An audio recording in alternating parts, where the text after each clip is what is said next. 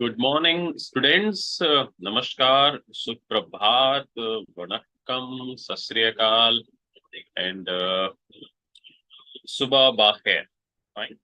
So again, I am your income tax faculty, C. Ankit Sharma, and we will be discussing today Chapter 8, second session, in which we are going to take the practical problems for the Chapter 8, that is computation of total income and tax payable. So I believe that you all are really working hard and studying to become a chartered accountant as soon as possible.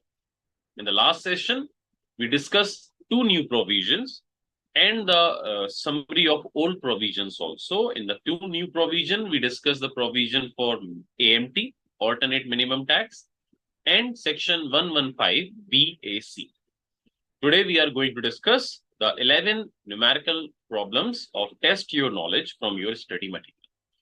As I told you in the last session, that this is most important chapter of your study because it includes almost all the topics, whatever you have gone through in this subject from last 1 or 2 months with the help of your faculties.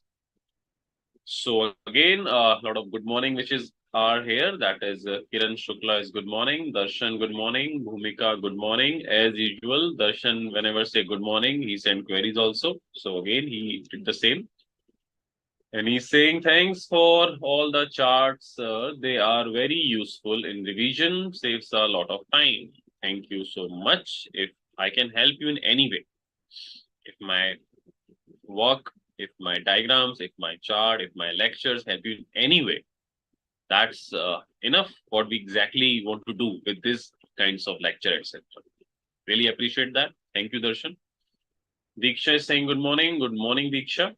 Darshan is asking, of course, is there any variation in surcharge rates in 115 BAC? No, it's exactly the same as per the normal case. Okay, Farah is saying good morning. So good morning, Farah. So of course, today lecture is regarding the problem solving lecture. And as I told you in the last session, do revise the old provisions of income tax topic, and especially the capital gain, the PGBP, the income from other source, deduction, tax rate, etc., etc. Because the time has already come. After 2 months almost, you are going to give your examination. So please be prepared for that. And as usual, before starting the class, this is today's thought for the day, and it says, tough time never lasts, but tough people do. So time will pass, whether it's a good time or a bad time or a tough time. It will, of course, going to be passed later or sooner. But you should become a tough people to fight with that time. So as we need to study a lot of things today, so I'm skipping it and moving on to our provision. So this is our question. One by one, I'm going to take the question and I'll show you how to solve your questions in your examination. So the question number 1 is regarding Miss Charlie, an American national, got married to Mr. Radhe in India. It's very important to read the question completely first. Do not start the question without reading it completely because it might be a single information which is given at the end of the question may be very useful to start our question. So do not hurry. Never skip the reading of question. You have to read the question completely. It is very important. Okay. So Miss Charlie, an American national, got married to Mr. Radhe of India. Very good. In USA on 2nd March 2022. So we can see Miss Charlie is not an Indian citizen because she married and she's an American national. So the provision regarding in respect of residential status, the benefit for Indian citizen, she cannot avail because she's a American citizen, of course. So got married to Mr. Radhe of India in USA on 2nd March 2022 and came to India for the first time on 16th March 2022. She left for USA on 19th September 22. She returned to India again on 27th March 2023. While in India, she had purchased a new room in Mumbai on 30th April 2022, which was leased out to a company on a rent of 25,000 per month from 1st May 2022. So this is our information till regarding the residential status and regarding the income from house property we have. That house, which was leased out to a company on a rent of 25,000 per month, she had taken loan from a bank for purchase of this showroom, on which bank had charged interest of 97,500 rupees up to 31st March 2023. She had received the following cash gift, that is from parents, from married sister of husband, from two very close friends of her husband. We need to determine the residential status. So now, because if we do not read the question properly, we would not knowing that what we need to calculate. So in this question, the information regarding income from other source, you can see the information regarding income from house property and the information regarding her residential status also given. But first of all, we need to know what we need to calculate, only the residential status or house property income or other sources or tax liability or computation of total income. So point one say that in this question, you need to find out the residential status, compute the total income chargeable to tax along with the amount of tax liability on such income for the assessment year 23-24. And the B point says, would her residential status undergo any change, assuming that she is a person of Indian origin and her total income from the Indian source is 18 lakh and she is not liable to tax in USA? So now we have read the full question. And now we know, first of all, we need to calculate her residential status, and after that, computation of income and tax. And then after that, we will solve part B. So moving on to the starting part of question, we can see Miss Charlie, an American national. So she is not a citizen of India. In case of residential status, I personally believe that examiner will ask question regarding the special cases. So first of all, you always need to check that the assessee is a citizen of India or a person of Indian origin or not. Because if she or he is a citizen or person of origin, the residential status provisions might be changed. So that is very important in question. So in normal case, Miss Charlie is not a citizen of India and she is not a person of Indian origin in point number A case. So Miss Charlie, an American citizen, got married to Mr. Radhe of India in USA and on 2nd March and came to India for the first time on 16th March 2022. We need to check it out that is she a resident of India or a non-resident or a ROR or a NO? To find out the status, we need to check it out first of the basic condition. So what are the basic condition regarding it? The basic condition, because she is not a citizen of India,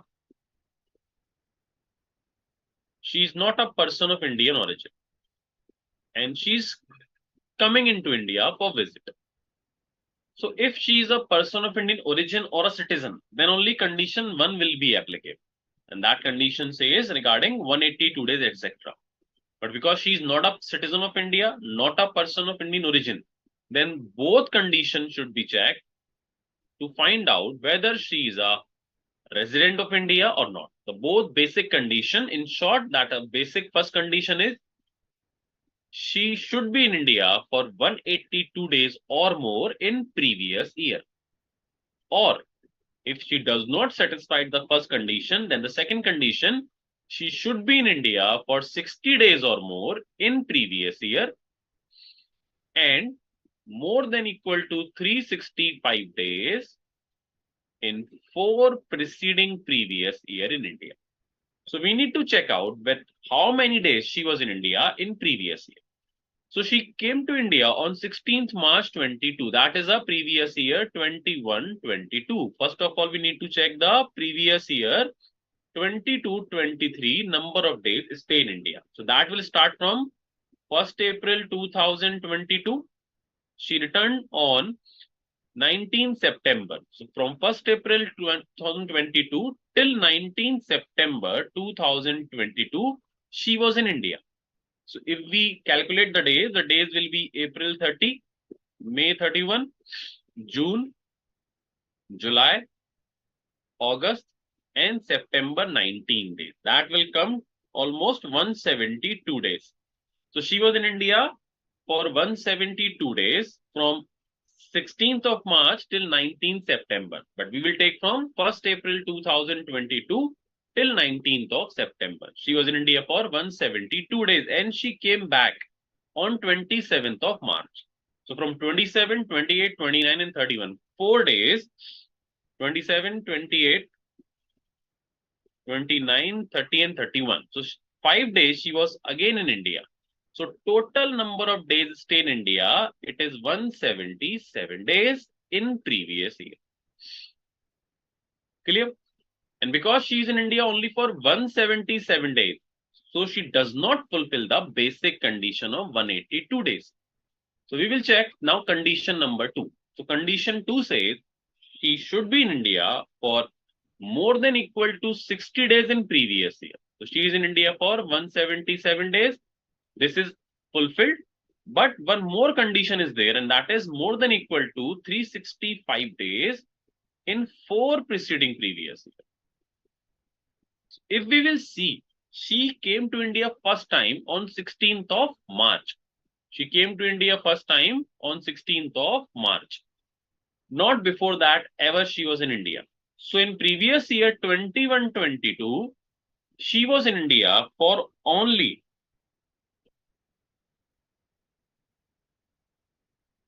16th March till 31st of March. That is 16 days she was in India.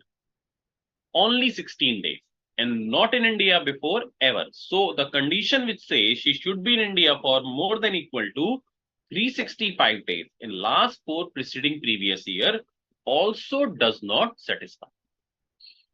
So she does not fulfill the basic condition number 1 as well as she does not fulfill the second basic condition also. So she will be a non-resident in our country for previous year 22-23, or we can say assessment year 23-24. So that is her residential status in this question. But we need to calculate the tax liability also. So first of all, we need to find out the residential status. What we just find out that she is a non-resident. But now I will solve the question for the purpose of calculation of her tax liability, etc. I will read the question for you. Fine. So now the information is given as we find out that she is a non-resident in India because she was in India for previous year 21-22 only 16 days and previous year 22-23 177 days. So she does not fulfill the basic condition number 1 or the basic condition number 2. 60 days plus more than equal to 365 days. 177 days, but only 16 days in 4 preceding previous years. So no condition has been fulfilled. So she is a non-resident. So now we will calculate her income. So in the question, I have the sheet, so I'll read it for you. In the question, it says, she purchased a showroom in Mumbai on 30th April 2022, which was leased out to a company on a rent of 25,000 per month. So we are going to calculate income from house property. Income from house property. So we will write like computation of income from house property in the hands of assessee, that is Miss Charlie. Now she is Mrs. Charlie, of course, for assessment year 23-24. So for income from house property, the rental value has been given 25,000 per month. So we need to find out the annual value of the house. If you will apply the provision of income from house property, The annual value will come 25,000 per month, and it has been let out from 1st May 2022. That means we are going to calculate for 11 months value, and that will come 2,75,000. So that will be my annual value. There is no municipal tax, etc. information has been given. So that is my annual value. We need to deduct the standard deduction of 30% out of it. That will come 82,500 rupees. That annual value will be 1,92,500. Sorry, just a second.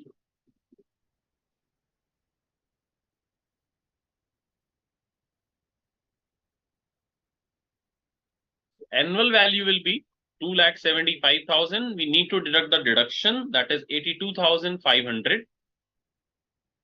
And also given in question that she purchased a house for which the interest has been paid to the bank is 97,500. That is also going to be deducted. You must have gone through the provision regarding the interest, current year interest, and 1/5 of pre-construction period interest in income from house property. So in the question, current year interest has been given, so we can deduct it out of our rental value. So now the income from house property will come 95,000 rupees. That is my income from house property.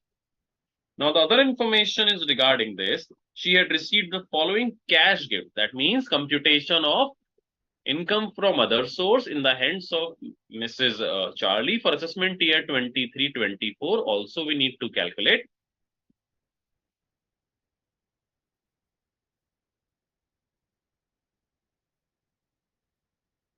So in income from other source, it is given in question that she received cash gifts. Cash gift from parent of husband. Under income from other source, parents of husband, that means father-in-law and mother-in-law. That comes in the definition of relative. So the gift received of rupees 51,000 is going to be non-taxable because received from relative, that is exempted. She received gift from married sister of her husband. That is also come in the definition of relative, which says the brother sister of individual and spouse. That is also comes under definition of relative. She received 11,000 rupees gifts from her also. That is also not going to be taxable. Then she received gift from two very close friends. Gifts from friends. One is 1,51,000 and 21,000 from other friend. So friends does not fall in the definition of relative. Total she received 1,72,000. So technically she received 1,72,000. That is going to be a taxable income from other source, because if you receive more than 50,000 monetary gifts, then it's going to be taxable in aggregate. So this is income from other source, 1,72,000, and my income from house property is 95,000. So the total income that we can see, gross total income. The gross total income will be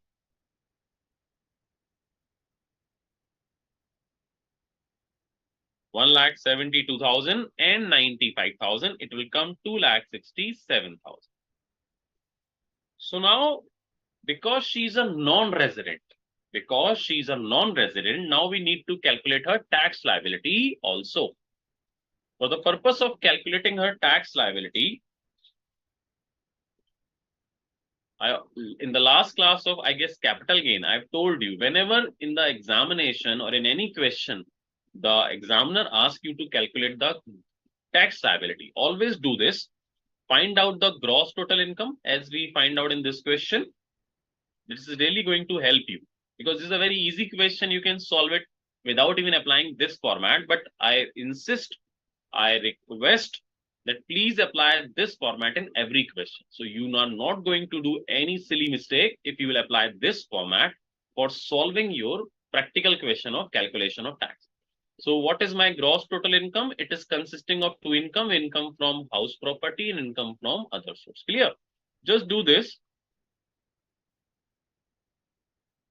One part is my casual income. One is section 112A, that is long-term cap gain. That tax rate is 10%. Casual income is 30%. 111A, that is 15%.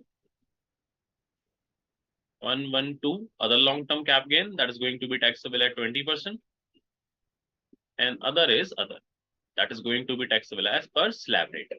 I have explained this diagram into you last class also. So what we will do now, we will see my 2,67,000 income will fall in which category. So income from house property will come over here, that is 95,000. And income from other source also going to be the part of this part, that is 1,72,000. So my full value is 2,60,000 does belong over here. That is my gross total income. There is no deduction over here. So that is my income which is chargeable to tax also. Deductions can only be deducted from this income. So that is nil in question. So this is 2,67,000. Now for the purpose of a non-resident, in case of a non-resident, the basic exemption is 2,50,000. And if we'll see that we will allow 2,50,000 basic exemption, then the taxable income will be 17,000.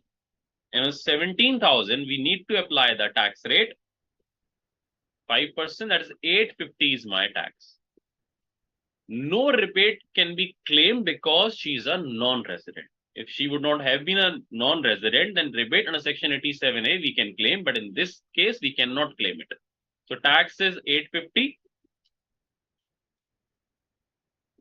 And education and health says that means 4% is also going to be applicable on 850. That will come 34 rupees. So final tax liability will be 884. We need to round it off in the multiple of 10 rupees. So that will be 880 rupees, my final tax liability for part A answer.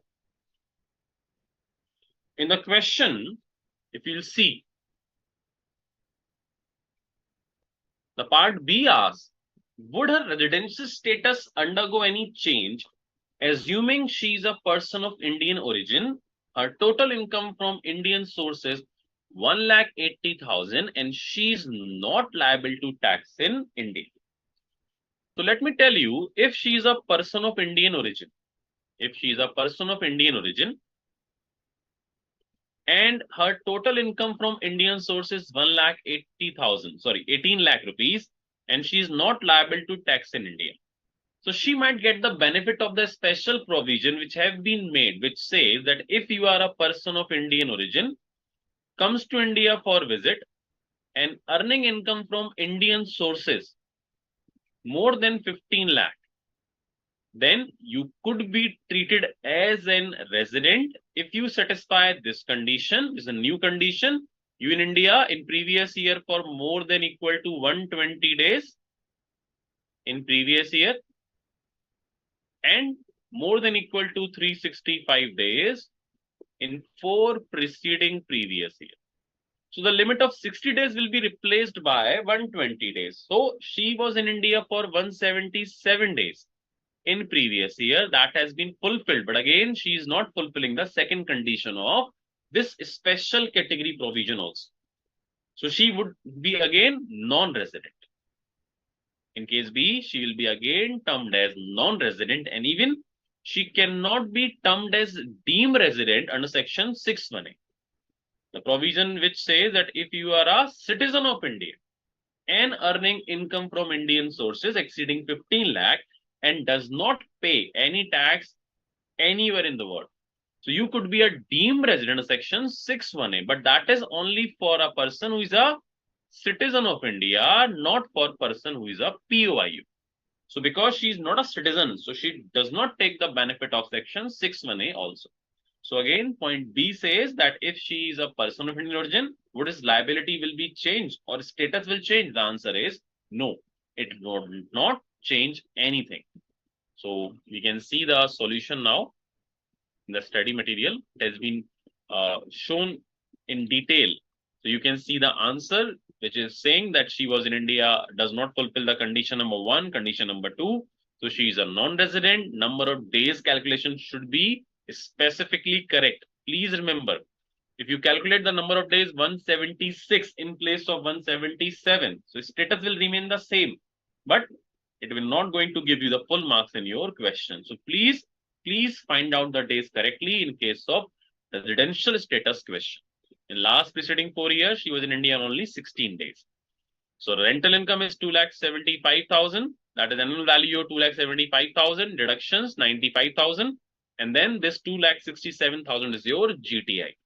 The tax calculation is there, of course. So you can see this provision has been applicable. Okay. The tax liability of Miss Charlie, we need to apply section 115 BAC also. But if you will calculate her income as per section 5 BAC, the answer would remain the same. Clear? You can try it, of course. So what will happen if she is a person of Indian origin? It won't change anything. You can go through and check it out. Now, question number 2. These kind of questions generally asked in the examination because it is a PGBP question and comprising the other provision also to calculate the total income and tax liability. Okay, a lot of good morning also again come. Okay, Palak is saying good morning, Palak. Rajiv Kumar, good morning. Varsha is asking, is mentioning section number is necessary? Varsha, in the examination, you can mention the section number, but please remember, everyone, listen carefully. Do not quote, do not write wrong section. If you have any confusion regarding the section, do not write it, skip it. But writing a wrong section, it exactly makes things worse. So please only specify sections if you actually remember them correctly. Writing of wrong section will really make it worse for you, of course. Okay.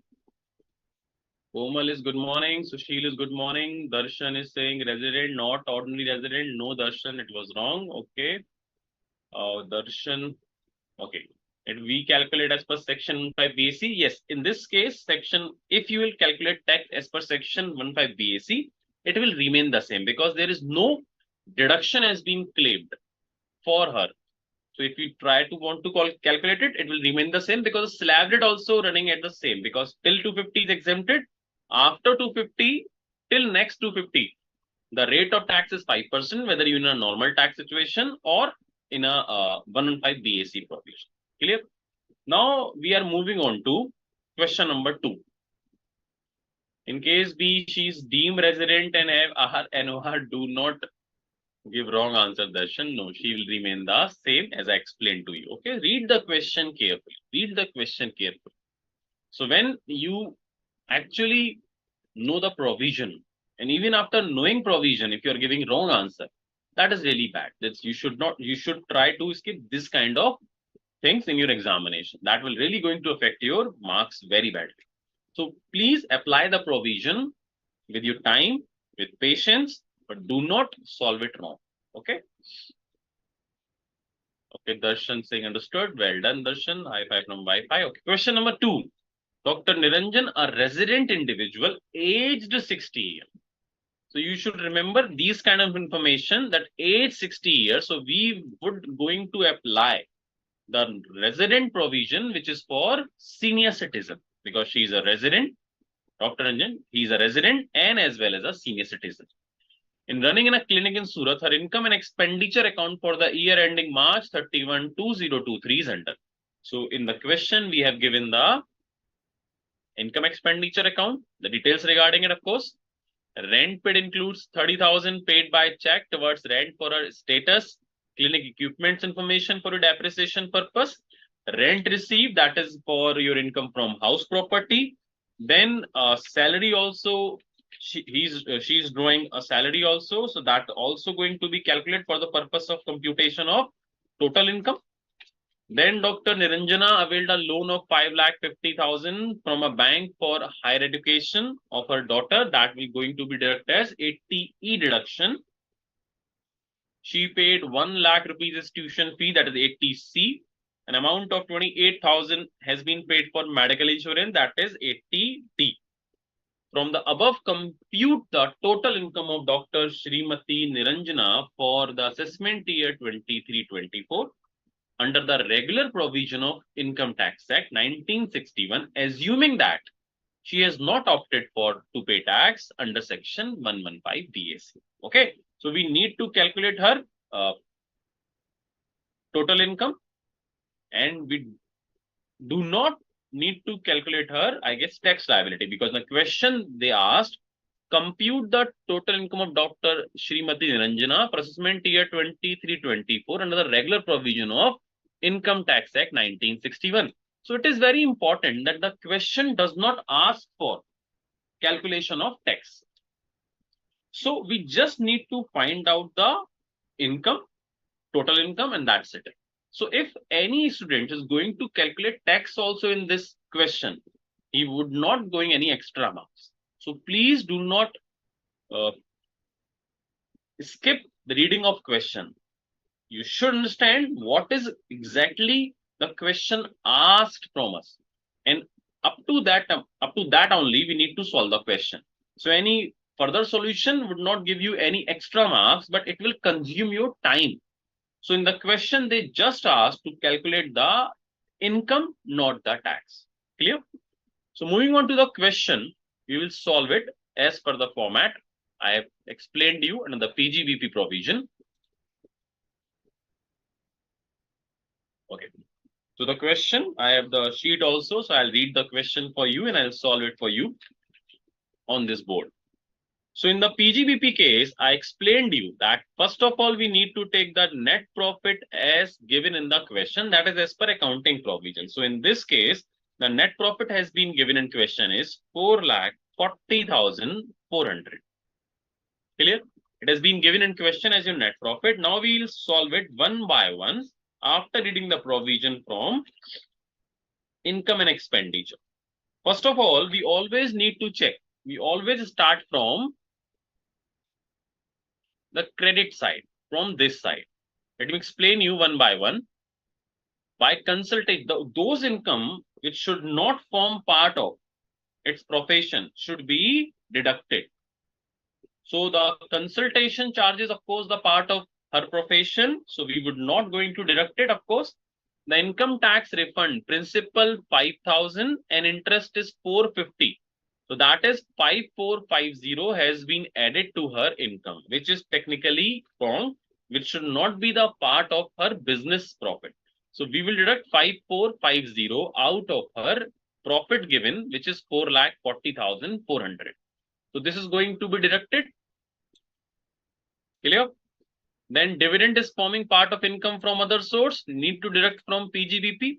Winning from game show, etc. Again, this is a part of income from other source, will be deducted as a casual income, and rent is a part of income from house profit. We need to deduct these kind of income out of my profit, which has been given in question, 440,400. So one by one we will deduct. First will income tax refund, 5,450.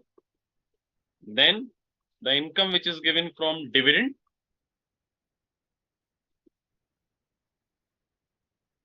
then winning from lottery, need to deduct. There is no order specifically. You can deduct or add like the way you want. Fine.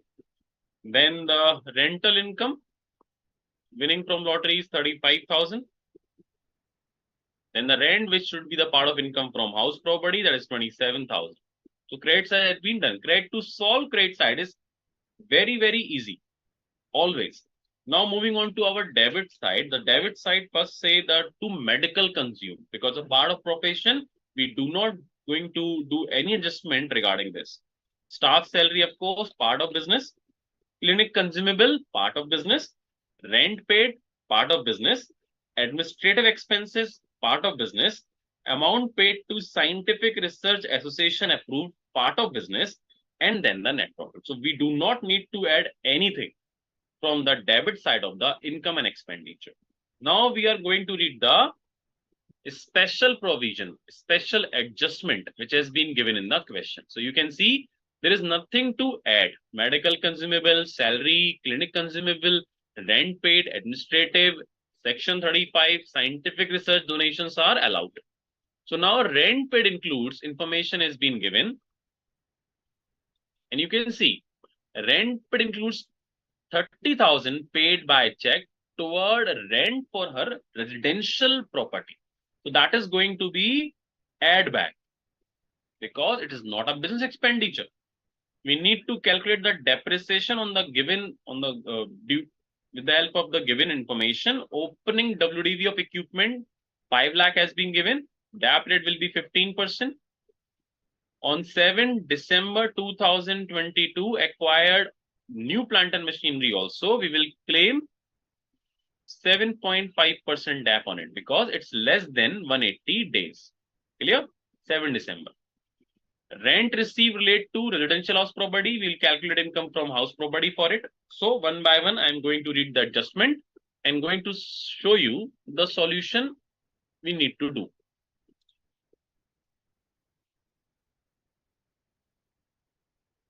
So rent paid include rent for residential house. So that is going to be add back plus 30,000. If we'll calculate the depreciation as given in question, as per the income tax provision, that will come 90,000 rupees. That is going to be deducted. And then it has been given in question that rent received relates to a residential house property situated in Surat. Gross annual value 27,000. The municipal tax of 2,000 paid in December 2022 has been included in the administrative expenses. So in the administrative expenses, 2,000 rent paid has been included, which is for residential purpose. That is also going to be add back. Rent, which is included in administrative expenses. So this is my technically net profit as per income tax has been come. That is 304450. So this is the calculation of my PGBP income. Now moving on to my income from house property. The information has been given that the income from house property is 27,000. That is municipal tax has been paid 2,000. So my annual value will be 25,000. Standard deduction 30%, 7,500. So income from house property will be 17,500. Next, income from other source. In the question has been given that we have received the income tax refund, out of which interest will be my income from other source only. The interest part will be my income from other source, not the principal amount. Then the dividend has been given in question is 10,500. And the casual income is given 50,000. Because the casual income is given in PGBP is 35,000. But 15,000 TDS has been deducted. So the gross value of casual income is 50,000. So total value will 60,950. So if we'll calculate the GTI, that will come 422,900. Clear? I have told you when I was teaching you the provision regarding the computation of total income, that when we read the numerical provision theoretically, it feels that it's difficult. But when you solve it practically, it does not seem that difficult. So you might be seeing these kind of question has been asked as compulsory question in your examination, which are weighted of 15 marks, 12 marks, 16 marks almost. And you can check that these are not that difficult. It will be difficult for you if you do not learn the provision correctly, if you would not practice the questions. So if you are practicing the question, you have read the provision correctly, you have those provision has been actually remind all the provision, and then it would not be that difficult to solve these kind of question also. Nothing is difficult. I always say this, right? So this is question number 2. You can see the solution process. Income from salary also was there. Sorry, I skipped the income from salary part. 7,500 rupees income from salary also given in the question. 7,500 rupees she is getting salary. So that will come 90,000. And standard deduction will be 50,000. So 40,000 will be my income from the head of salary. So we have 4 heads of income: business, house property, other source and salary. We'll add it. Our answer will be 4,22,900. Okay. So now you can check this. Salary income 40,000, income from house property 17,500, business income addition, deduction, etc. After that will be 272,450, 304450. Other source income having 3 income, that will come 4,22,900. Now the GTI is 4,22,900, but we have some deduction also, that is tuition fees, which has been paid for 1 lakh rupees, that is section 80C. Medical insurance premium is paid 28,000. Generally, it is allowed up to 25,000, but because the age is 60 years, so she is a senior citizen. In that case, you can claim 28,000 rupees as your 80D deduction of medical insurance premium, and 80E is for interest on higher education loan. That is 55,000. There is no limit for deducting it up to the amount of GTI.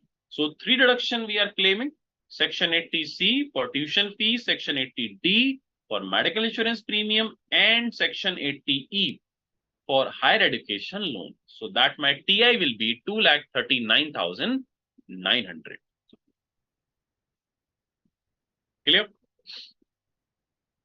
You can read this provision to understand why we technically consider 50,000 for income from other source for casual income, because it was given in question.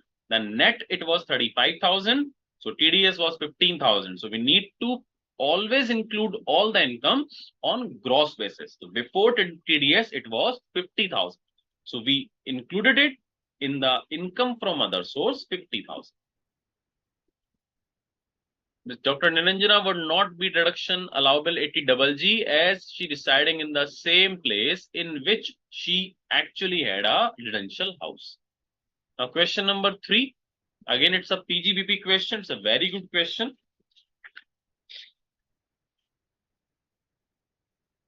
Now, Ms. Purvi, age 55 years, is a chartered accountant in practice. She maintains her accounts on cash basis. So this is also, if some information is given specifically, this is my belief that is going to be used in question. In either way, that information will affect your question. So specifically, they write it down that she used cash basis of accounting. So that is going to help you in the question, of course. So now her income and expenditure has been given, and we need to calculate her income tax. And first of all, before solving it, we need to see what we need to calculate, the tax or the income only. Other information has been given in the question. We will take this question when we will solve the question and compute the total income and tax payable for Mrs. Purvi for assessment year 23-24. So we need to calculate the income as well as the tax. Very well done. Now we need to calculate the, first of all, the income from PGBP. We will take the profit which is given in over here, 9,28,224. We'll start from our credit side. As I always told you, audit will form part of our income. No need to add back. Taxation service also part of income. Consultancy also. Dividend is going to be deducted. That is 10,524. Fine. It is going to be deducted. Then income from UTI gross, that is also going to be deducted. It will form part of income from other source. Clear? Honorarium receipt from various institutions. This is also for checking of paper. That's the income from other source. Need to deduct, of course. Rent received also not going to form part of my income. That is going to be deducted, and that comes to, just a second.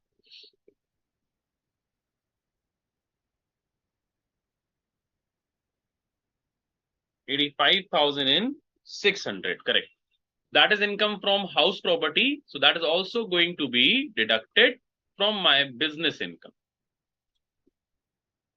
From the debit side, we can see salary to staff will be allowed, stipend to article will be allowed, incentive also allowed, office rent is allowed, printing stationery, meeting seminar expenses, etc. allowed. Purchase of car is a capital expenditure. You cannot claim purchase of car in the income and expenditure account. It is a capital expenditure, so this is going to be add back, but we can claim the depreciation regarding it. So we will deduct the depreciation regarding it, but the full value of 80,000 need to be add back first. Repair, maintenance, and petrol of car, of course, expenditure, traveling expense, municipal taxes in respect of house. This is also going to be add back. So we are going to add back 80,000 and 3,000 from this income and expenditure account till now. But there must be some additional information. You can see it. Allowable rate of depreciation on motor car is 15%. So 80,000 is going to be add back, and depreciation of 12,000 we need to deduct. Value of benefits received from clients during the course of profession is 10,500 because it's received from client. So there is no need to add back these because that's a part of my business income. So anything which is going to give to the consumer or clients or receiving from customer or client will form part of my business income if it is directly or indirectly connected to my business. Incentive to article assistant represent amount paid to 2 article assistant for passing IPCC examination at first attempt. It will also form part of my expenditure. No need to add back anything. Then repair and maintenance of car includes 2,000 for the period from 1st October 2022 till 30th September 2023. Now you will understand why that cash basis accounting system has been given in the question in the initial information. 2,000 has been paid from 1st October till the next September. So for our previous year, our financial year, it is only for 6 months time duration. We need to take the value from 1st April 22 till 31st March 23. So out of this 2,000, 1,000 belongs over here time duration and the other belongs to the next previous year. But we are maintaining cash system of accounting. So in case of cash system of accounting, whenever you pay any expenditure, when you actually incur the expenditure at that point of time, that is treated as your that previous year income or expenditure. So 2,000 has been paid in previous year 22-23. Whether it belongs to other previous year or preceding previous year, it does not matter. In the year in which you are going to pay it, you can claim the deduction. So we are not going to add back anything from this 2,000 rupees. Fine.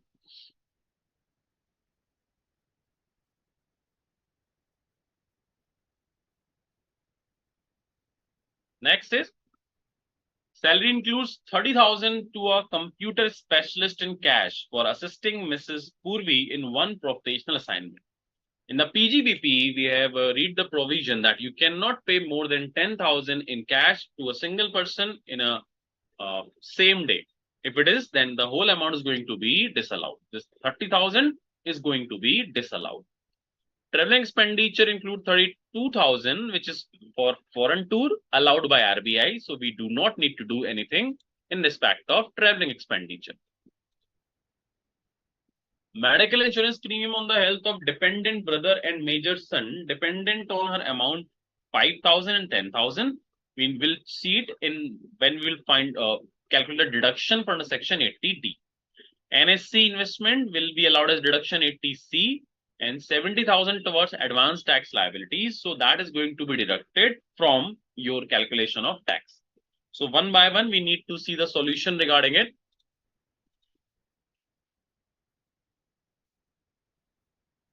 So first of all, we need to calculate the PGBP income.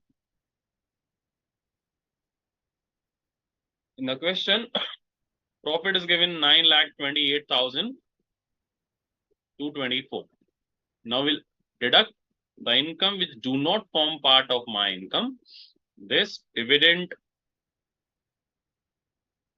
honorarium received for checking of copies, income from house property, rental value 85,600. Then we are going to add back the purchase of car value 80,000. The 3,000 which has been paid, not going to form part of my expenses. Depreciation on car is 15%. That is going to be deducted, depreciation. Then 10,500. Then 30,000, the cash payment made. After that, our profit will be over here. Then we'll move on to our income from house property. The rent received was 85,600. That is my gross annual value. Then municipal taxes, I guess 3,000 has been given in question. That will come 82,600. 30% was standard deduction. That is 24,780. So that will come 57,820. Now we have income from other source also in the question. We will take 10,524, then 7,600, then 15,000 and 800. So my income from other source will be 33,924. So we have income from PGBP, we have income from house property, we have income from other sources like this. So we have income from house property, income from business, and income from others. So that will be my gross total income. So now we will need to allow the deduction regarding it. And because the deduction is there, so I always prefer to make a diagram to provide a deduction. Without that, it won't be able to calculate the correct deduction or GTI.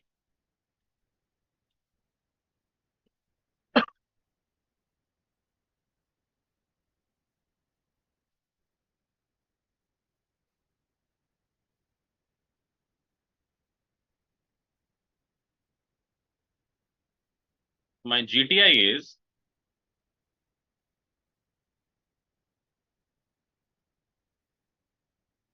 10,11944.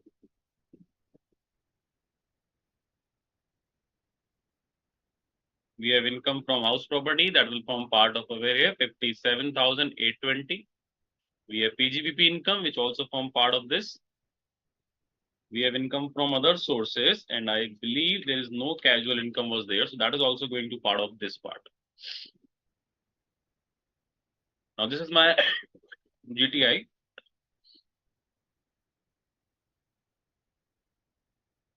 Excuse me. Then deductions. There's a medical insurance premium on the health of dependent brother and major son depend on her amount of 5,000 and 10,000 respectively paid in cash. For section 80D, there must be payment via check, not in cash. So this deduction of 80D you cannot claim. She invests 10,000 in NSC. So that can be claimed as a deduction, 10,000 rupees. So you will see, your TI will be 10 lakh 1,009.44. We have to calculate tax as per slab rate, which will come 1 lakh, tax will come 1,17,605 after education cess. Need to deduct the advance tax paid. The advance tax has been paid, that need to be deducted. So that will be 70,000 deduction. And a very, very interesting provision. In the question, there was given dividend income that was 10,000.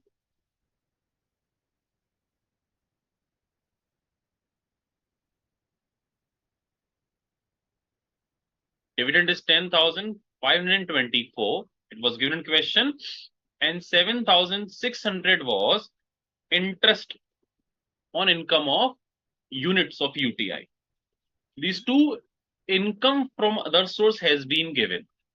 So it has, you should understand that because we earned a dividend, which is exceeding the specified limit, which is under TDS provision, there is no going to deduct the TDS. This value has been given gross in the question, but TDS should have been deducted upon it under section 194 at the rate of 10%. So we are, this tax as a TDS has been deducted already. We should assume, we should understand this thing, that because the dividend has been received 10,524, it's a gross value. So TDS must have been deducted upon it also. That comes to 10% under section 194 of TDS, that is 1052. And this is income on UTI. The TDS has been written in section 194K at the rate again 10%, that comes to 760. So as the advance tax what we have paid has been deducted from our income tax liability, these TDS has also been deducted earlier on the dividend income and income of UTI. So that is also going to be deducted as my tax. So the remaining will be the tax liability, that is 8670 will be my income tax liability in this question. So this is very, very important point for your examination purpose. Now, what generally happen when we calculate tax? We calculate the tax and deduct the advance tax because it has been given specifically in the question.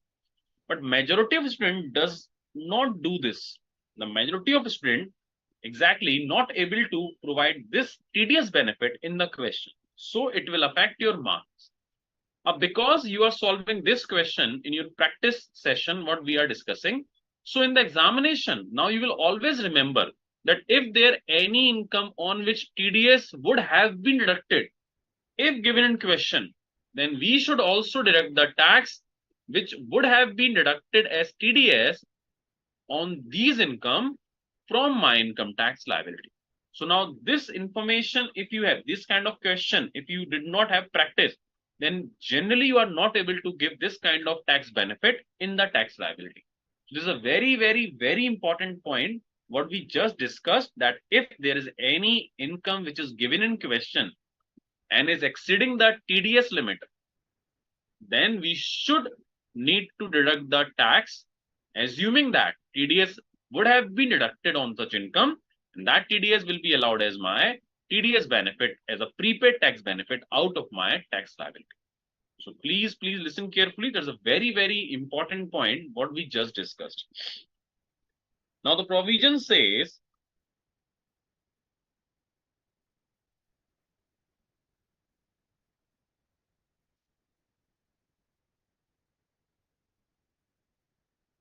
so now seeing this question, that is my TI.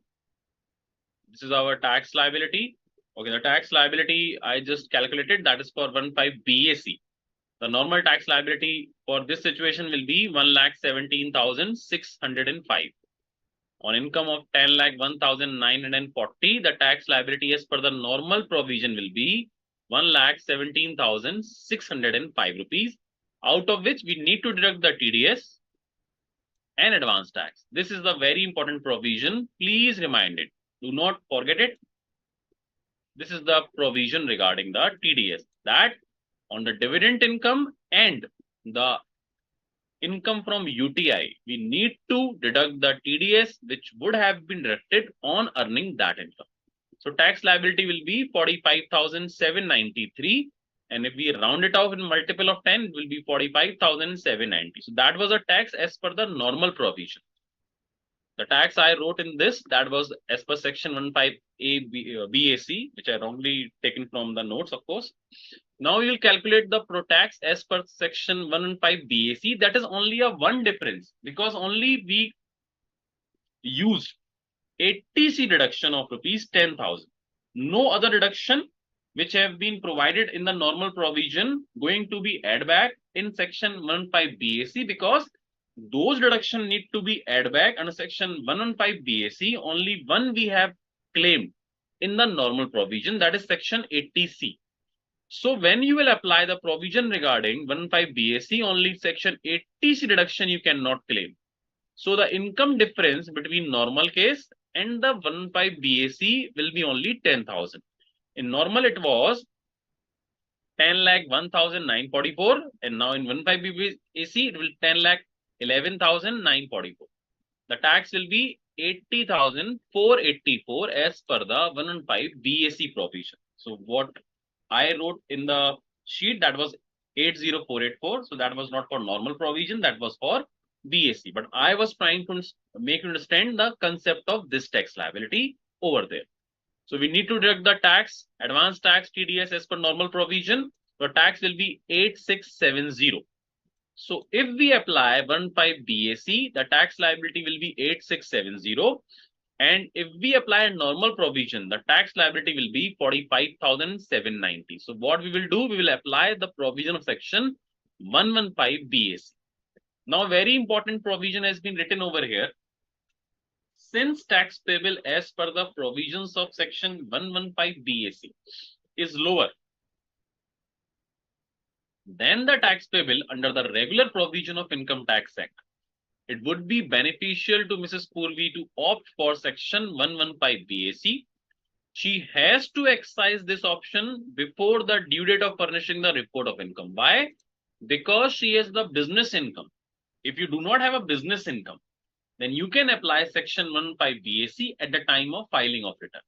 But if you do have some business income, then you have to apply this section before filing of return. That is, the date of return in her case will be 31st October 2023, because she is running a business profession which receipt is exceeding 50 lakhs. So she is for in the section 44AB audit provision, which says if you're running a profession and if your receipt is exceeding 50 lakhs, you have to go for a tax audit. And for those persons who are under the tax audit provision, need to file return up to 31st October 2023.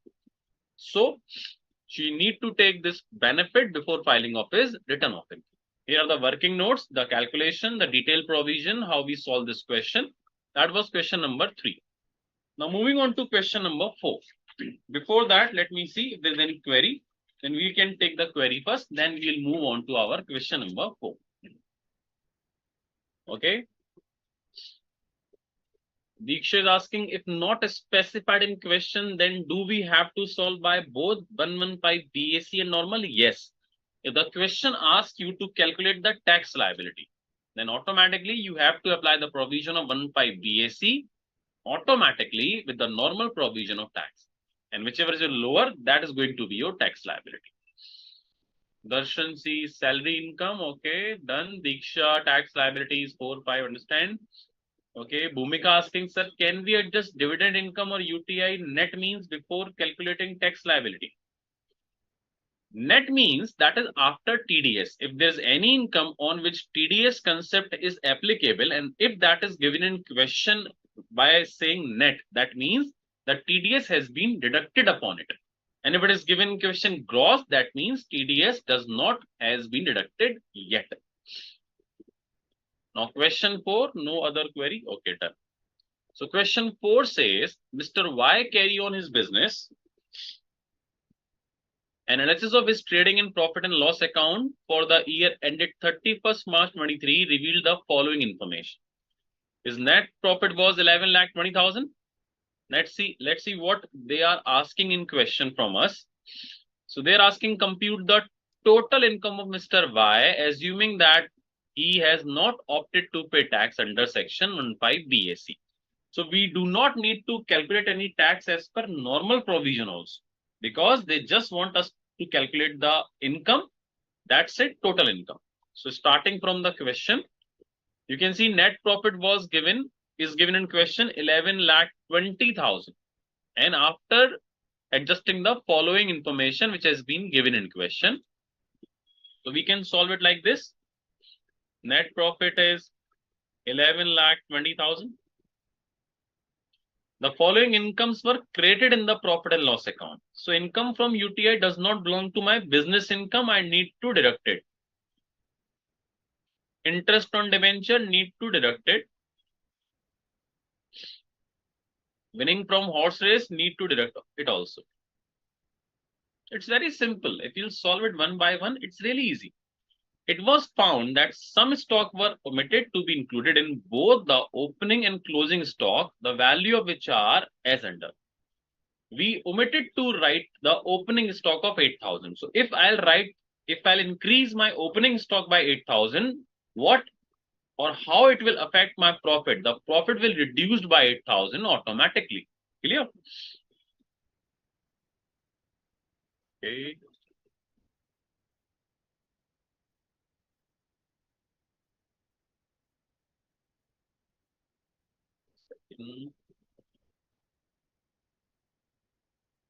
Yeah, I'll solve it over here. So you can see the whole solution. Net profit was 11,20,000. Then we deduct these income, 22,000. Then 17,500. Then 15,000. Okay. Then opening stock will affect my profit by reducing it. Closing stock omitted 12,000. So if I'll increase the closing stock, that will going to increase my profit. 1 lakh was debited in the profit and loss account being contribution to a university approved for scientific research. So that is not going to affect my profit in any way. Salary includes 20,000 paid to his brother, which is unreasonable. That is exceeding the FMV of rupees 2,500. So that is going to be add back, as I have taught you in the provision of PGBP. Any expenditure if provided to specified person and exceeding the FMV, that is going to be disallowed. Advertisement expenditure includes 15 gifts packet of dry fruits costing 1,000 per packet to important customer. So that's why it is allowed. If it has been written to the relative, then we are going to disallow it. Total expense was car was 78,000. The car used for both business and personal. 3/4 is for business purpose. So we are going to add back the 1/4 provision.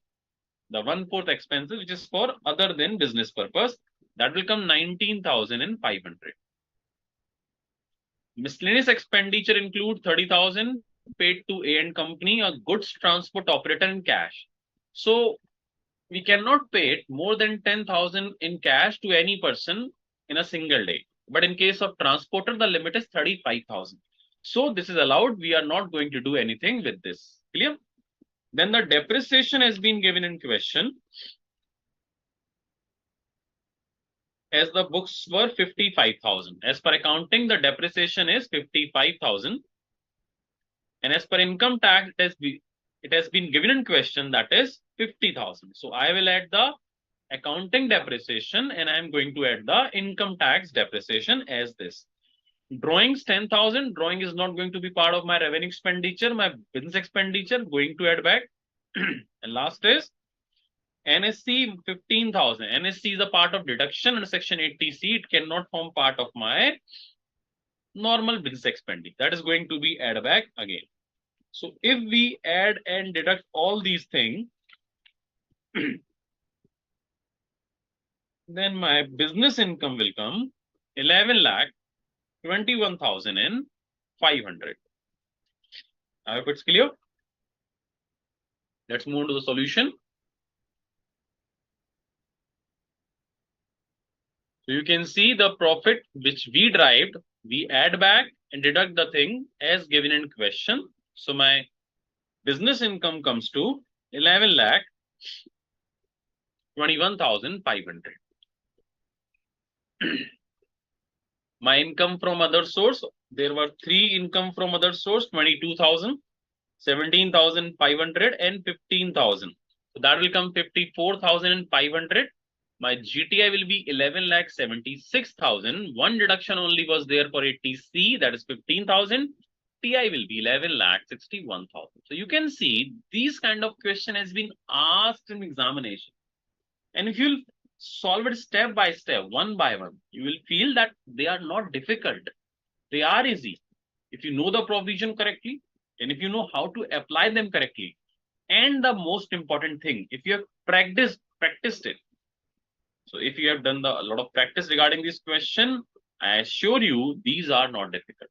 So if in this question, if they ask to calculate the tax, then again, on income from UTI, interest on debenture and horse race, we will assume that TDS would have been deducted if they exceed in the specified limit.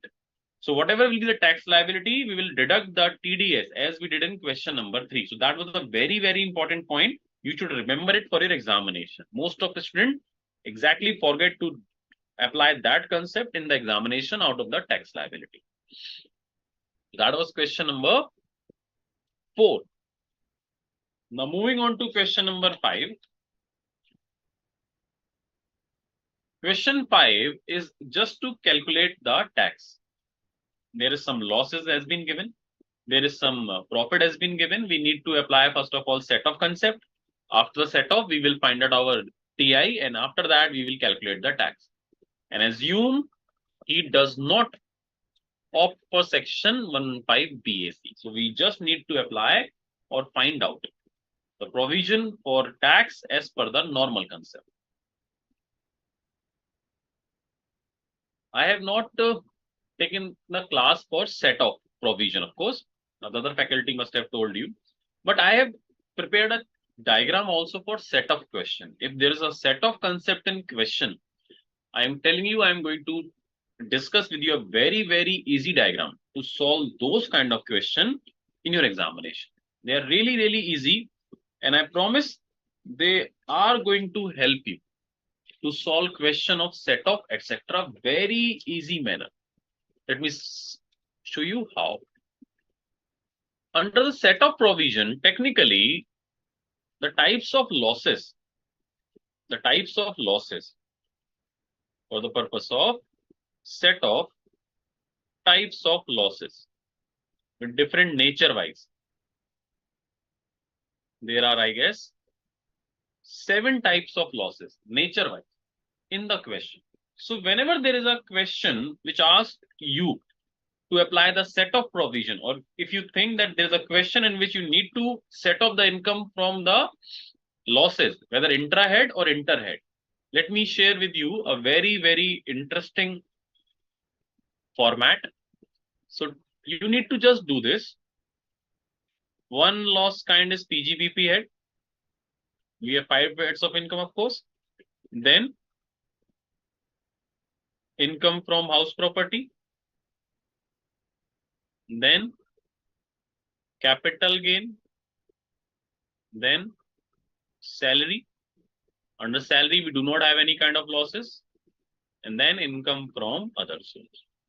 Income from other source, we need to divide into 3 different parts. One is casual income.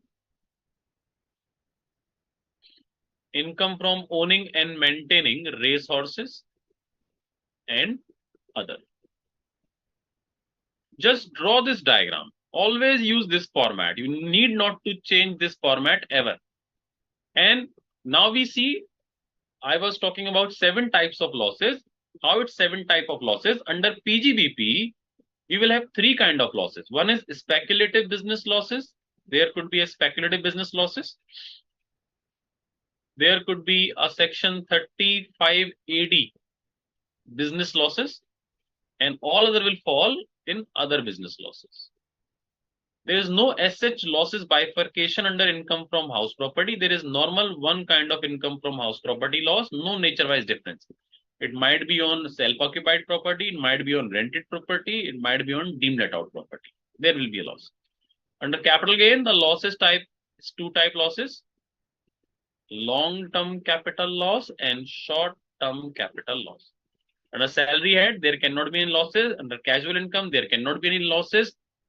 This can create a loss, and there cannot be any losses under other income also. So we have 1, 2, 3, 4, 5, 6, 7. So we have these 7 kind of nature of losses can be in a question. 5, 6, 7. Now we have to apply intra-head and inter-head. In this format, automatically you can solve this inter-head and intra-head concept. You need not to do anything.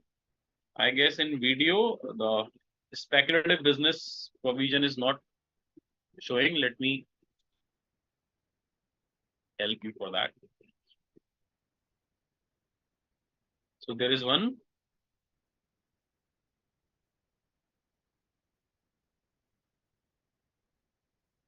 I guess now it should be seen by you. Speculative business losses. That is my 1. Okay. So we have 7 types of losses like this. So in the question now, we just need to see what losses or income has been given. Just put it in the respective head and you will get your answer. Like we can see in this question, there is given a loss of 1,35,000 from textile business. So textile will be my normal business. Textile business loss is given 1,35,000. Always use plus minus sign to check that there's a loss or a profit. So I am using minus sign for losses and I'll use plus sign for normal income. There's income from house property also given in question, 15,000 loss. Clear? Then lottery winning gross 5 lakh. This is over here. Lottery winning 5 lakh rupees gross given in question. So TDS would have been deducted at the rate of 30%. So its TDS will be 1,50,000. Then speculation business income has been given in question, not loss, but income has been given 1 lakh rupees. I will write it over here in speculation business format. Then income by way of salary computed. Salary income is given in question is 60,000. And the last is long-term capital gain under section 112. That is 70,000. So now this has been given in question. Now you have to apply intrahead first and then intrahead. After that intrahead, we need to apply interhead. You just do not need to do anything for intrahead. You just see, is there any loss or income in speculative business? Only income. There is no 3580. For intrahead, can other business loss set off from speculative business profit? This is a question for all of you. I need the answer for this question. Can we set off losses from the textile business from the profit of a speculative business or not? I'm waiting for your answer. Kindly send me the answer. Can we set off normal business losses from speculative business profit or not? Let's see who is going to give the answer first. Bhumika is saying no. Okay, Bhumika. Anyone else?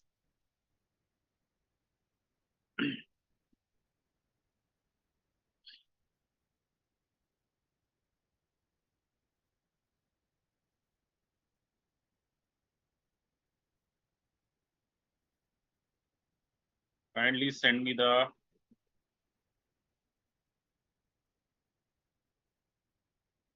answer. Diksha is saying yes, but speculative business cannot set off with non-speculative business. Well done, Diksha. High five from Wi-Fi. Well done. Darshan is saying yes, correct. Other business losses can be set off against speculative business. Only losses speculative business cannot be used for others. Very well done. Because speculative business losses cannot be set off from other incomes, but other business losses can be set off from speculative business. So this can be done. So this set off, after this set off, there will be a loss of 35,000 of business income. Clear? This is intrahead. Under income from house property, there is no income, so there cannot be any intrahead. Under capital gain, there is no loss, there cannot be any intrahead. Under salary, it's not possible, etc. There is no other loss. So after intrahead, if you'll see, we have now after intrahead answer is PGBP loss is 35,000. This remain the same. Income from house property 15,000. This profit is remain the same plus 70,000. This salary will remain the same 60,000. This casual remain the same 1,50,000. So after intrahead, you can see the position is over here. But now we are moving on to interhead. We have to understand the interhead concept. It says PGBP head losses. Can we set off it from salary income or casual income or long-term capital gain? We all know that we cannot deduct anything from casual income. It's not 150, it's 5 lakh. So we know that we cannot deduct any basic exemption, any deduction, etc. from casual income. We cannot set off any loss also from casual income. And the business losses cannot be set off from salary head also, that you must have gone through in the provisions of set off chapter. So business loss can be carry forward and can be set off under interhead from long-term capital loss. Long-term capital gain. Because again, the long-term capital loss cannot be set off from other head, but the business head income can be set off. The business head losses can be set off from long-term capital gain. So now, after setting off, the income left with me is for long-term capital gain, 35,000. The house property losses can be set off from salary head, or if you want, it can be set off from long-term capital gain also, not an issue. But we deduct it from salary head. So now salary income is left with 45,000. Long-term capital gain in a section 112 is 35,000. And the casual income is 5 lakhs. So after interhead, we left with these three income. You can see. Now we need to calculate the tax. So for the purpose of calculation of tax, again, I will distribute this GTI like this. Casual income will be there, 5 lakh. Long-term capital gain 112 is 35,000. And salary balance will form 45,000 over here. Now you can see in the question it has not been given that whether he's a resident, non-resident, the year. So we will assume he's a resident less than 60 years of age. So we have a basic exemption limit of 2.5 lakh. Out of that 2.5 lakh rupees, 250. First we will deduct other income. So that will come to nil. The remaining 2,05,000. After deducting this, we have the basic exemption of 2,05,000. We can use it from long-term capital gain, 35,000 rupees. So that is again going to be nil. We will still have some basic exemption limit, but we cannot use the basic exemption from this. So this is going to be taxable at the rate of 30% fixed. That is 1,50,000. Then the cess, that is 6,000, will be your cess. So we would have assumed that TDS must have been deducted from this income at the rate of 30%, because the TDS rate under section 194B is 30%. So after that deduction, the final tax liability will be 6,000. We are not claiming the rebate because the TI exceeding the 5 lakh rupees. TI including 5 lakh of this, 35,000 and 45,000. So technically the TI exceeding 5 lakh. So we cannot claim the rebate out of the tax also. So that is the answer. The final tax liability is now 6,000.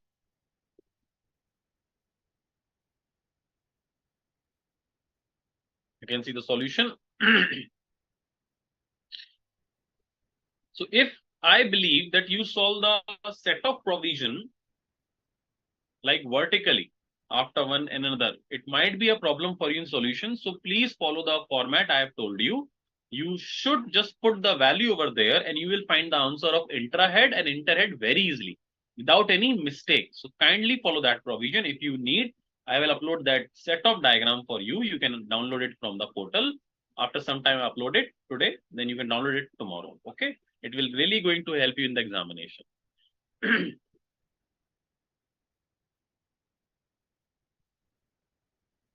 can see the solution, of course. Now we are moving on to question number 6. We have technically 11 questions in this. We have completed our 5 questions. Now moving on to our 6th question. Question number 6. Mr. Rajiv, age 50 year.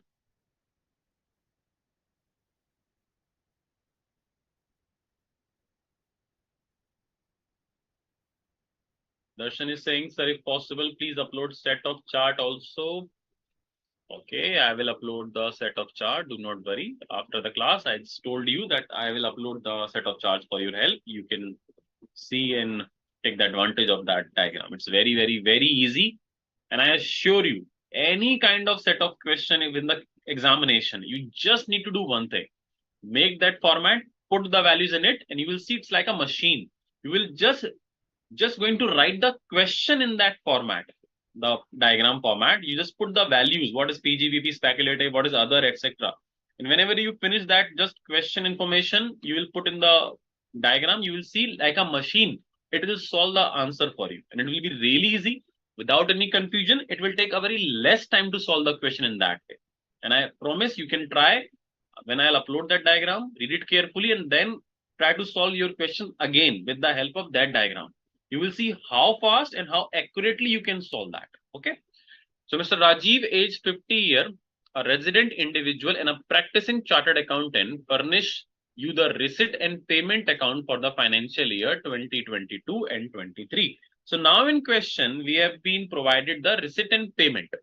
So for your information, if in the question receipt and payment has been provided, then we need to just take, in the other case, what we do, in the other numerical, we take the net profit and then add back the disallowed expenditure and deduct the disallowed income. And after that, we found our net profit in all other question. But if in the question receipt and payment has been given, then what we will do, we will going to take only allowable income, which is my business income, and only deduct the allowable business expenditure to find the correct net profit. I will not going to disallow the expenditure or income. Always remember, if receipt and payment is given in question, if there is a profit and loss account given, income expenditure given, you should take the net profit and apply the disallowed concept, what kind of question we have solved yet. We have to add the disallowed expenses. We have to deduct the disallowed incomes. And after that disallows, we will find out our net profit as per income tax. But if in the question receipt and payment has been given, then now we will only take the allowed income and deduct the allowed expenses. We will not consider disallowed anything. Why? Because you see, if in this net profit, I am adding back disallowed expenditure and reducing disallowed income. So what is my net profit? Net profit technically is allowed income and allowed expenditure combination. In the same way, if receipt and payment is given, so we start calculating my directly allowed income and directly allowed expenses. We do not need to follow that disallowed concept in case of receipt and payment, because in case of receipt and payment, you will see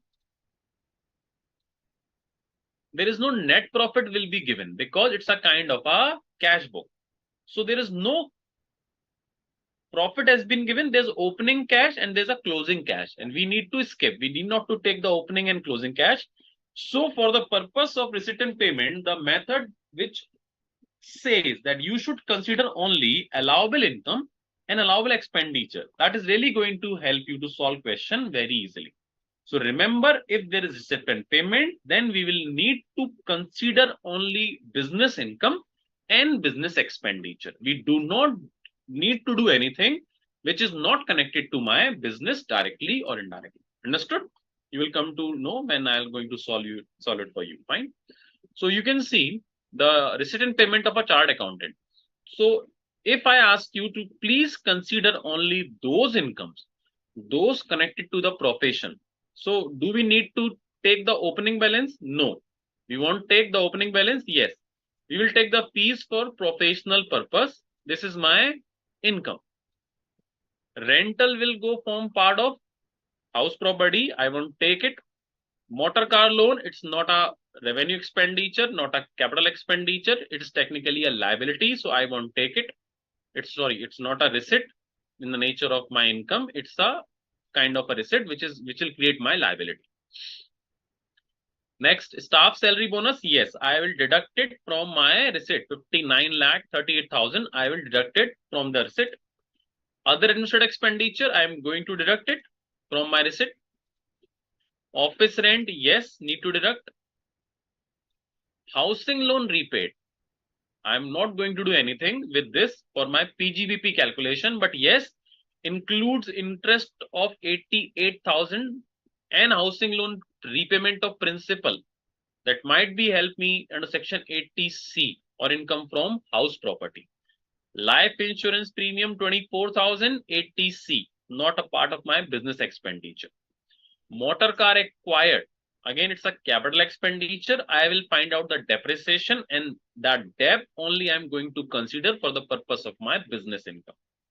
Then medical insurance premium, of course 80D, not the part of my business expenses. Books bought, it is going to be treated as depreciation. Computer acquired, depreciation. Domestic drawing, not part of my business expenditure. Public provident fund 80C, not forming part of my business expenditure. Motor car maintenance, yes, that could be my business expenditure if the motor car has been used only for business, etc. What are the additional information? He occupies 50% of the building for own residence. That is for my income from house property concept. So I will solve it when I'll read. We will solve the house property income calculation. Yes, the motor car was put to use both for official and personal. 1/5 of the car is for personal purpose.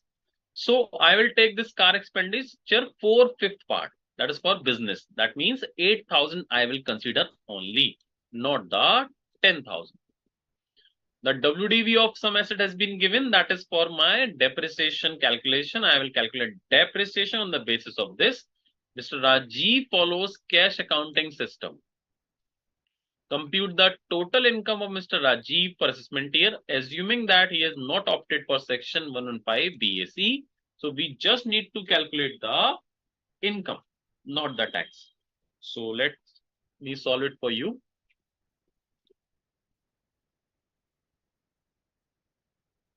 So I have the question. So we will, for the purpose of income expenditure, now we will only consider the business income and business expenses. So for business income, the question has been given. Fees from professional services gross, that was given in question, is 59 lakh and 38,000. This is my business income. No other business income has been given in question. Now the salary to staff, that is 21 lakh 50,000. That is business expenditure. Then administrative expenditure 11 lakh 48,000. Then office rent has been given 30,000. Housing loan repaid to SBI, of course, 1,88,000 has been given in question for housing loan repaid, out of which 88,000 is my interest. So that will go from in income from house property calculation, and 1 lakh is a repayment of principal amount. So principal amount of repayment of housing loan will form part of section 80C. Clear? Then there's a life insurance premium of 24,000, that is 80C. Motor car acquired. Now we are taking the depreciation. So motor car expenditure was 8,000, 4/5. Now the depreciation, if you calculate the car depreciation, it will come 25,500. We will only take 4/5 of car depreciation value. Then books depreciation value will be 8,000. It's the depreciation rate is 40% on books, but because it is purchased for more than 180 days, we will take full DAP rate value. 6,000 for computers. It has been purchased for less than 180 days, so 20% DAP rate on computers. 6,000 on furniture. All these are depreciation. On plant and machinery, it will be 12,000. And for computer opening WDV value, it will 20,000. So all of these are depreciation. So this is my business income 2524,500. This is by PGBP income. Moving on to income from house property. It was saying 50% house is self-occupied and 50% let out. 50% let out for rent of 60,000. That is my annual value, gross annual value, and annual value. Deduction 30%. that is 18,000. And there was interest has been paid in income from house property. Interest has been paid out of this 1,80,000. 88,000 was interest. So 44,000 interest belongs to self-occupied property. 44,000 belongs to let out. So we will deduct half of the interest also. So there is a loss from income from house property, 2,000 from this let out property. From self-occupied, annual value will be nil. We all know that. We will deduct the interest. But interest value can be deducted only up to 30,000. There's a limit of 2 lakh rupees, but due to, as in the question it has been mentioned, and the loan has taken on, in the question, let me tell you, the loan taken here is given 1997 and 98. So under income from house property, you must have gone through the provision which says the interest will be 30,000. But it can be increased to 2 lakh rupees if two conditions has been fulfilled. The loan has been taken from 1st April 1999 onwards, and the house has been completed within 5 years from the end of the financial year in which loan taken. So because the loan taken here is before the 1/4/1999, so in that case only 30,000 can be claimed as deduction. So loss from house property is total 32,000. PGBP income 25 lakh 24,500. There is now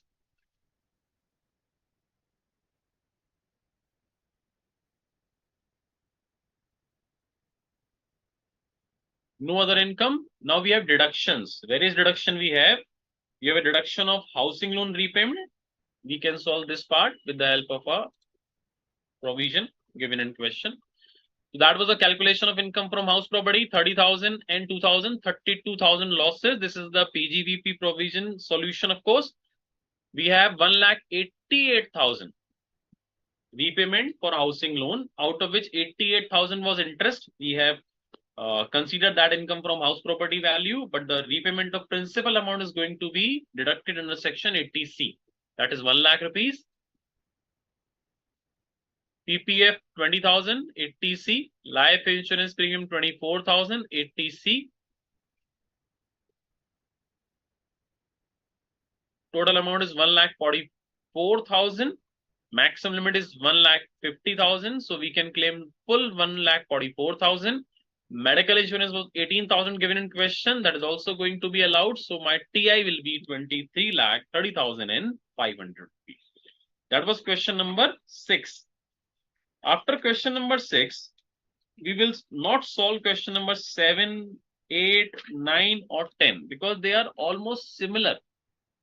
So that kind of question we have already solved over here, but I will solve after the break question number 11 because that is including the 1/5 BAC, the MAT, the AMT provision, and the normal provision tax calculation also. So first after the break we will solve question number 11. Then in the remaining time we will solve question number 7, 8, 9, 10, etc., etc. So we will go for a break for 10 minutes. So can we go for a break, Mr. Asaf?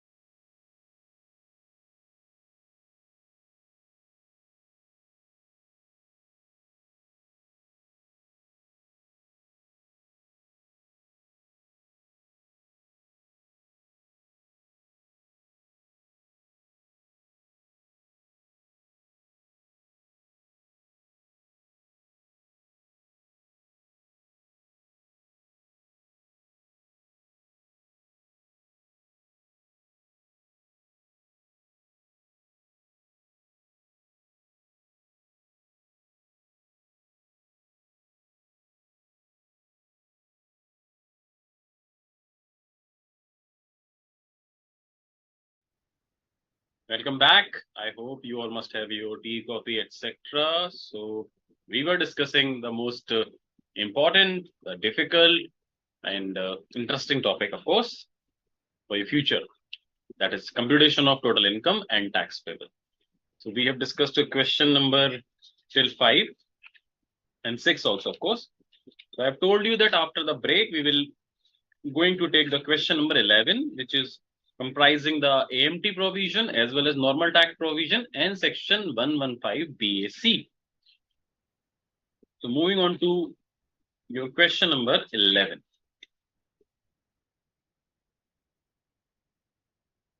Let's see. Today we do not have a story time. If we'll have some time at the end of the session, I'm really going to tell you the its story also. Do not worry. Fine. Moving on to question number 11 directly.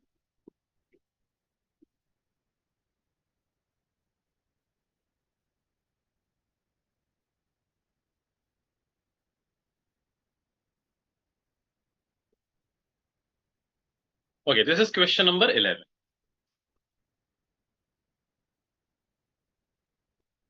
Read it carefully. Before starting this question, in the last session, I have told you that the calculation of tax will be like this. If we do not opt section 115 BAC, then tax will be as per normal provision or AMT, whichever is higher. Correct?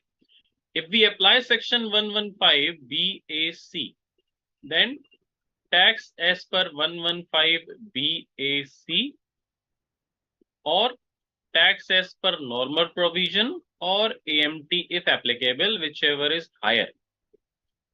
We need to compare the higher with the 115 BAC tax and the lower will be our tax liability. So you can see now in this question, practically this situation, that first of all, we will, because in this question, 115 BAC is applicable and AMT provisions also applicable. So we need to calculate the normal provision tax.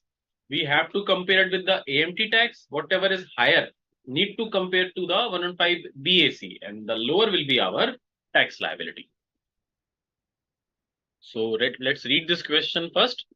Mr. X, an individual, set up a unit in a special economic zone in the financial year 2018-19 for production of washing machine.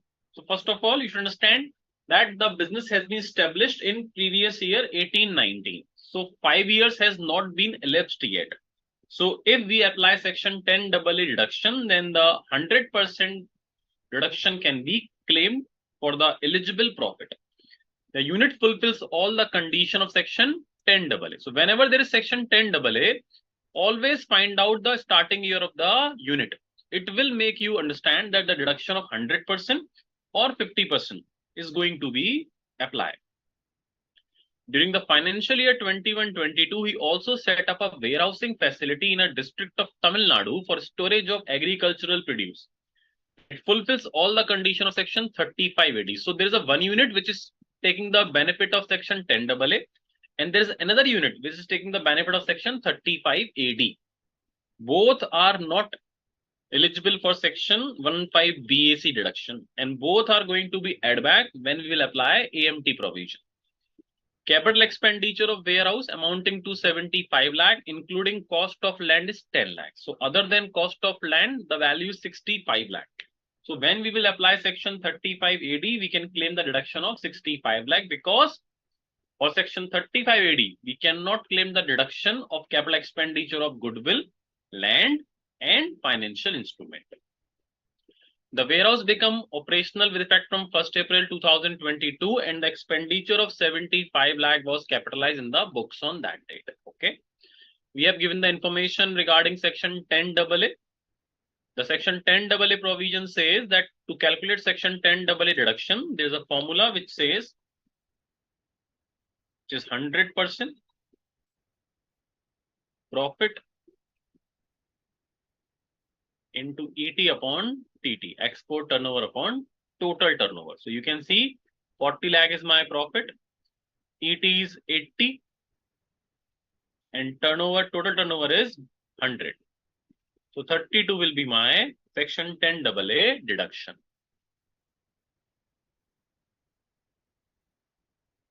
Profit from operation of warehousing facility before considering section 35 AD is 1 crore 5 lakh. So for section 35 AD, the deduction will be 65 lakh. So the profit from this business will be now 40 lakh rupees after deducting 65 lakh rupees deduction. Compute income tax including AMT under section 15 JC. Liability of Mr. X for assessment year 23-24, both as per regular provision of the income tax and as per 115 BAC. For assessment year 23-24, advise Mr. X whether he should opt for section 115 BAC. Now understand one thing, students, that we have solved question 1, 2, 3, 4, 5, and 6 earlier today. And you might seen that in those questions, there was a calculation for PGBP detail, house property also. In some question, there was other sources income also.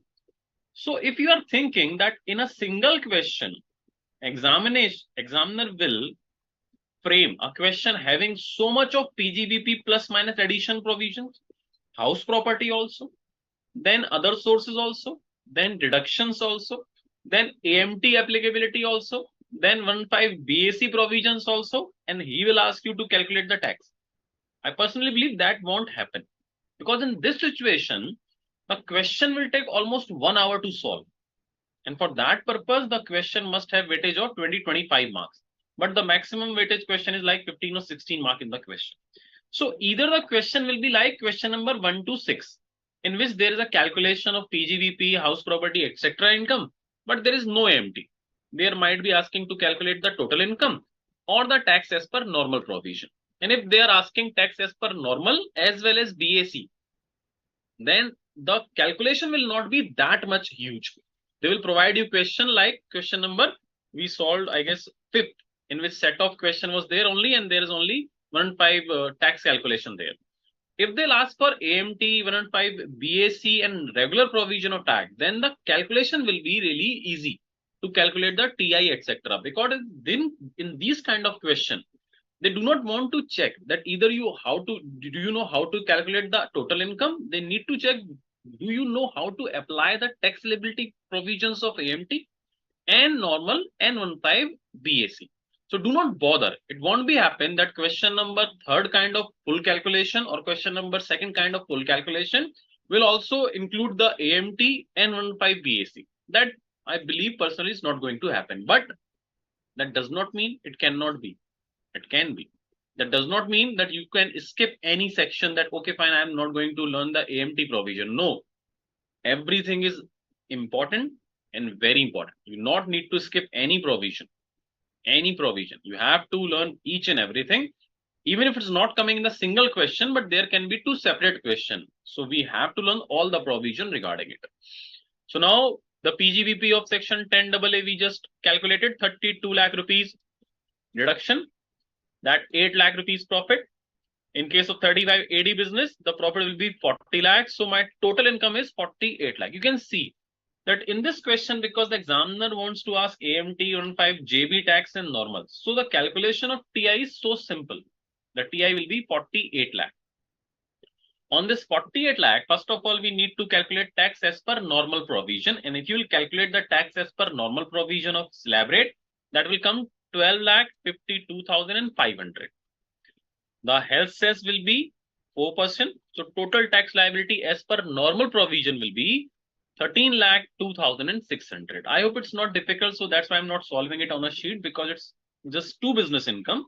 And the tax liability we already know. We already gone through the provision of calculation of tax up to 2.5 lakh pre, then 5%, then 20%, then 30%, and the cess. And because it is not exceeding 50 lakhs, so we are not applying the surcharge. Now we need to calculate the AMT tax.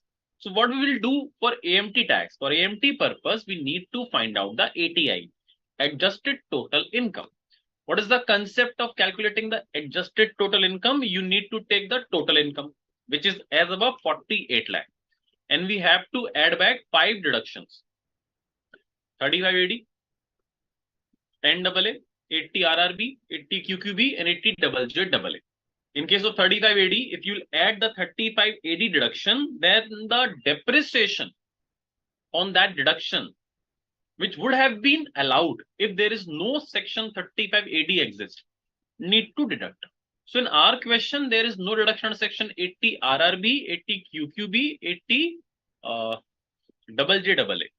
We have section 10 AA deduction. We need to add back it completely. That is 32 lakh need to be added back into the AMT provision. And we need to add back 65 lakh also, but the depreciation which should have been allowed on 65 lakh would have been claimed. So we are going to add 65 lakh and need to reduce it by 6,50,000 as a depreciation. Clear? So now my adjusted TI will be 1,38,50,000. And because it exceeds 50 lakh and 1 crore, so surcharge also applicable on the tax. So AMT tax will be 18.5%, 25 lakh, and the surcharge will be 15%. That is 384,338. So my full tax liability after rounding off, that is 30,64,450. Normal tax was 13 lakh and AMT is 30 lakhs. So which tax need to pay? That is whichever is higher. So my TI will be now ATI. So if in this question somebody asks you what is the total income, the answer will be 1,38,50,000 because the higher is AMT tax. So the AMT ATI will be treated as your TI. That is 1,38 lakh and the tax will be 30,64,450. But it's not the end yet. Now we have to apply section 115 BAC. 115 BAC says that you cannot claim certain deductions which have been allowed under 115 BAC. So section 10 AA you cannot claim. Section 35 AD still you cannot claim under section 115 BAC also. So if we apply section 115 BAC, exactly the same two we need to add back as in section 35 AD. The section 10 AA deduction, and again the same concept of 35 AD need to be added back after reducing the depreciation that would have been allowed if this section does not exist. So that my TI under the AMT and the TI under the 115 BAC both are same. Now I need to calculate the tax as per the 115 BAC provision. That the 2.5 lakh is free. Next 2.5 lakh 5%. Next 2.5 lakh is 10%. Next 2.5 lakh is 15%. Next 2.5 lakh is 20%. Next 2.5 lakh is 25%. So till 15 lakh we have to do this exercise, and after 15 lakh the balance is going to be taxable at 30%. So with the help of that, if you will calculate the tax will be 38,92,500. Surcharge will be same provision as I've told you.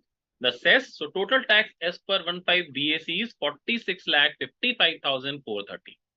And as per AMT or other, whichever is higher is 30 lakhs. So what tax we will pay? We will pay 30 lakh rupees as per AMT provision, whichever is lower. 30 lakhs, 64,450. And a good news is there can be a tax credit also. There will be a tax credit because the AMT is higher than the normal tax. So what was the normal tax was 13 lakh. We deduct 30 lakh minus 13 lakh, balance will be AMT credit. Do not worry. It has been written over here. Deductions not given since the J is not too apt for section 15 BAC. So what is my tax liability? My tax liability will be 30 lakh 64,450 and there is AMT credit also. And that credit will be 17,61,850, which we can utilize in the year in which normal tax will be exceeding the AMT tax. Now, how much credit we can utilize? The difference between the AMT tax and normal tax of that year, and till 15 years, we can use this AMT credit. So this is the theoretical provision regarding this has been noted down. So we have completed question number 11 also. Now moving on to question number 7. Well, let me see if there's any more important question. We should cover those questions firstly.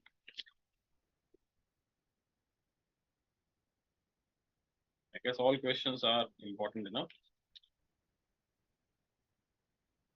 So question number 7.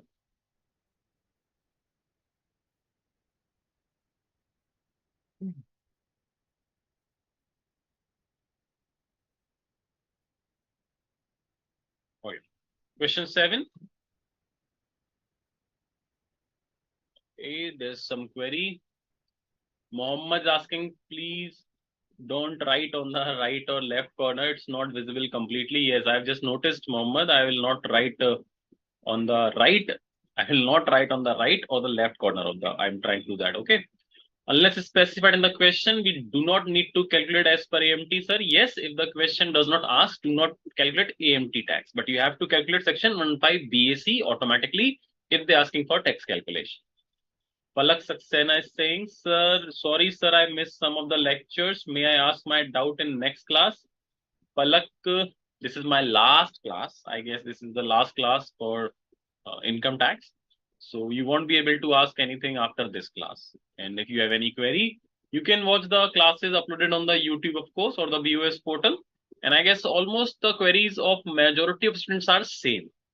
So if you have some query, kindly watch the lectures. And if you watch the full lecture, I believe that you will be able to solve all your queries, of course, because I've tried to solve each and every queries of every student. Those have been asked from me. Question number 7. Let's move on to question number 7. Okay.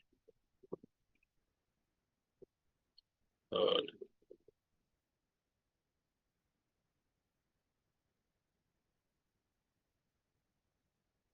Fifth, and now moving on to question number 7. Okay. From the following details, compute the total income and tax liability of Siddhant, age 31 years of Delhi, both as per the regular provision of Income Tax Act 1961 and as per section 115 BAC for assessment year 23-24. Advise Mr. Siddhant whether he would opt for section 115 BAC or not. Okay, we will advise Siddhant. Why not? So salary include dearness bonus given in question, bonus given in the question. Then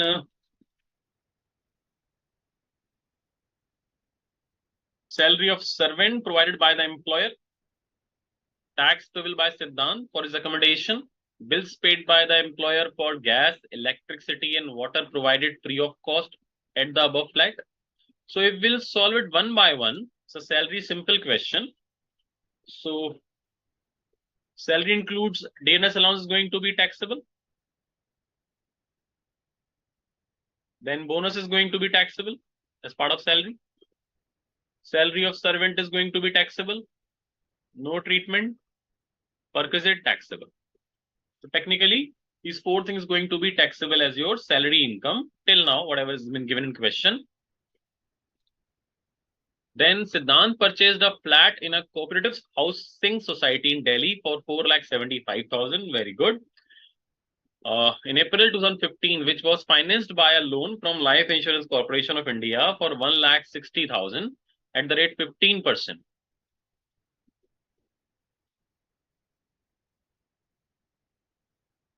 And interest on his own saving, 1,60,000, 15% interest, 65,000, and a deposit from a nationalized bank for 2,50,000 to whom this flat was given on lease for 10 years. The rent payable by the bank was 3,500 rupees per month. The following particulars have been given. So this is going to be our house property income calculation. Rent has been given 3,500 rupees. That will constitute my house property value. Municipal tax is going to be deducted. House insurance, no treatment. He earned 2,700 in share speculation business and lost 4,200 in cotton speculation business. That is my PGBP part, of course. Both are speculation business. So losses from one business can be set off from the income of another business. Clear? In the year 1617, he had gifted 30,000 to his wife and 20,000 to his son. It's a very important point. Who was aged 11 years. So minor son. The gifted amounts were advanced to Mr. Rajesh, who is paying interest 19% per annum.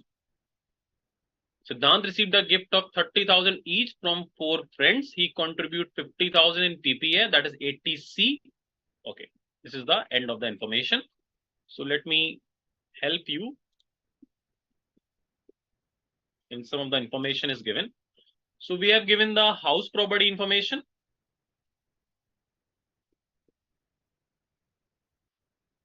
Rent is 3,500 rupees per month. let me tell you the concept of this. We have a loss of 4,200 and a profit of 2,700.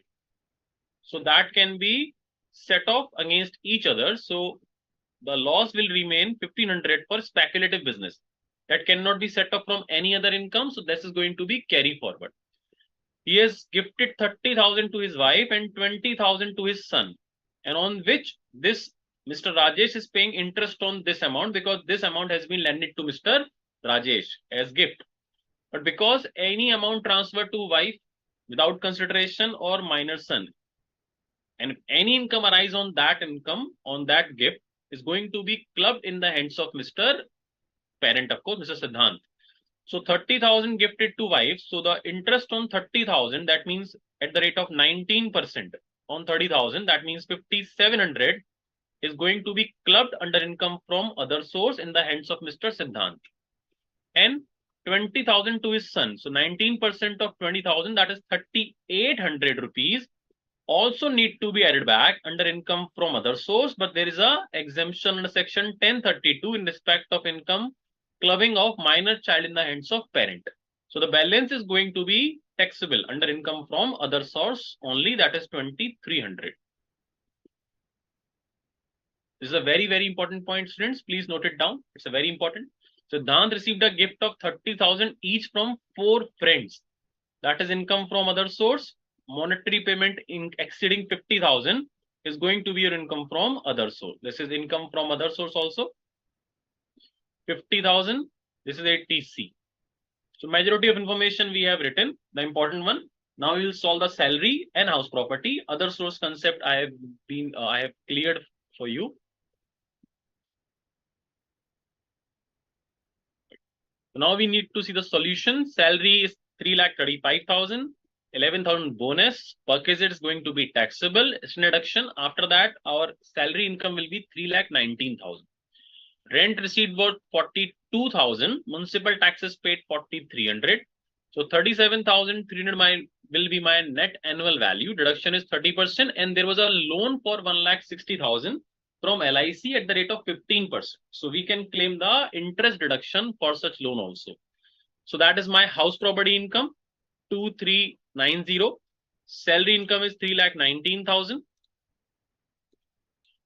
We have just calculated the income from other source. Before that, the business head income is losses is 1,500 rupees remaining, which is going to be carry forward. We cannot set off from any other business because it's a speculation business loss. Then income from other source, the 3,800 rupees, which has been given to the minor child, out of which deduction has been claimed, exemption under section 1032. The remaining clubbed income is 2,300. Then wife interest income, which has been clubbed, that is 5,700. Gift from 4 friends, 1,20,000, going to be taxable. So GTI will be 4,49,390. There was a section 8TC deduction also for PPF. So remaining GTI will be 3,99,390 rupees. So out of which, if we'll calculate tax as per normal provision up to 2,50,000 basic exemption, remaining is 1,49,390 at the rate of 5%, 7,470. Rebate is 87A up to rupees 12,500, but we can claim up to the amount of tax also, 7,470. Tax liability will be nil. Now the question says you need to apply the 115 BAC concept also. So for the purpose of section 115 BAC, we cannot claim any kind of exemption, deduction, etc. generally. So 80C deduction we cannot claim. Even section 1032 exemption, the section 1032 exemption, that is also we cannot claim. And we cannot claim the standard deduction of salary also. So we cannot claim any of these 3. So if we avoid these 3, that will be my total income as per section 115 BAC. So you can see the solution for 115 BAC. Standard deduction has been removed. Income from house property solution will remain the same. Carry forward provision will remain the same. This deduction for clubbing purpose not allowed. So this income will remain the same.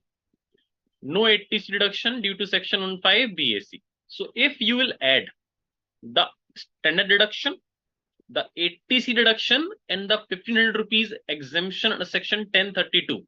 That will of course come my TI as per section 15 BAC. And if you apply section 15 BAC, the tax up to 250 will be exempt. The balance 250, it will be 12589 and 10% on 890 rupees, because up to 5 lakh, the rate is 5%, exceeding 5 lakh, the rate is 10%. So my tax will be total 13,093 rounded off to 13090. Rebate cannot be claimed because TI exceeding the 5 lakh rupees. So it's better to not opt section 15 BAC, because as per normal provision, the tax is 0. And as per 15 BAC, the tax is 13090. Clear? This is also an important point. Mr. Siddhant was paying rent also. The information was given in question regarding the rent he has paid, but we cannot claim section 80GG deduction in this case. This is for 80GG, but we cannot claim because he also held a house, residential house in the same city in which he is paying the rent. So he cannot claim the deduction of section 80GG also. That's a very important point. Please do read it carefully.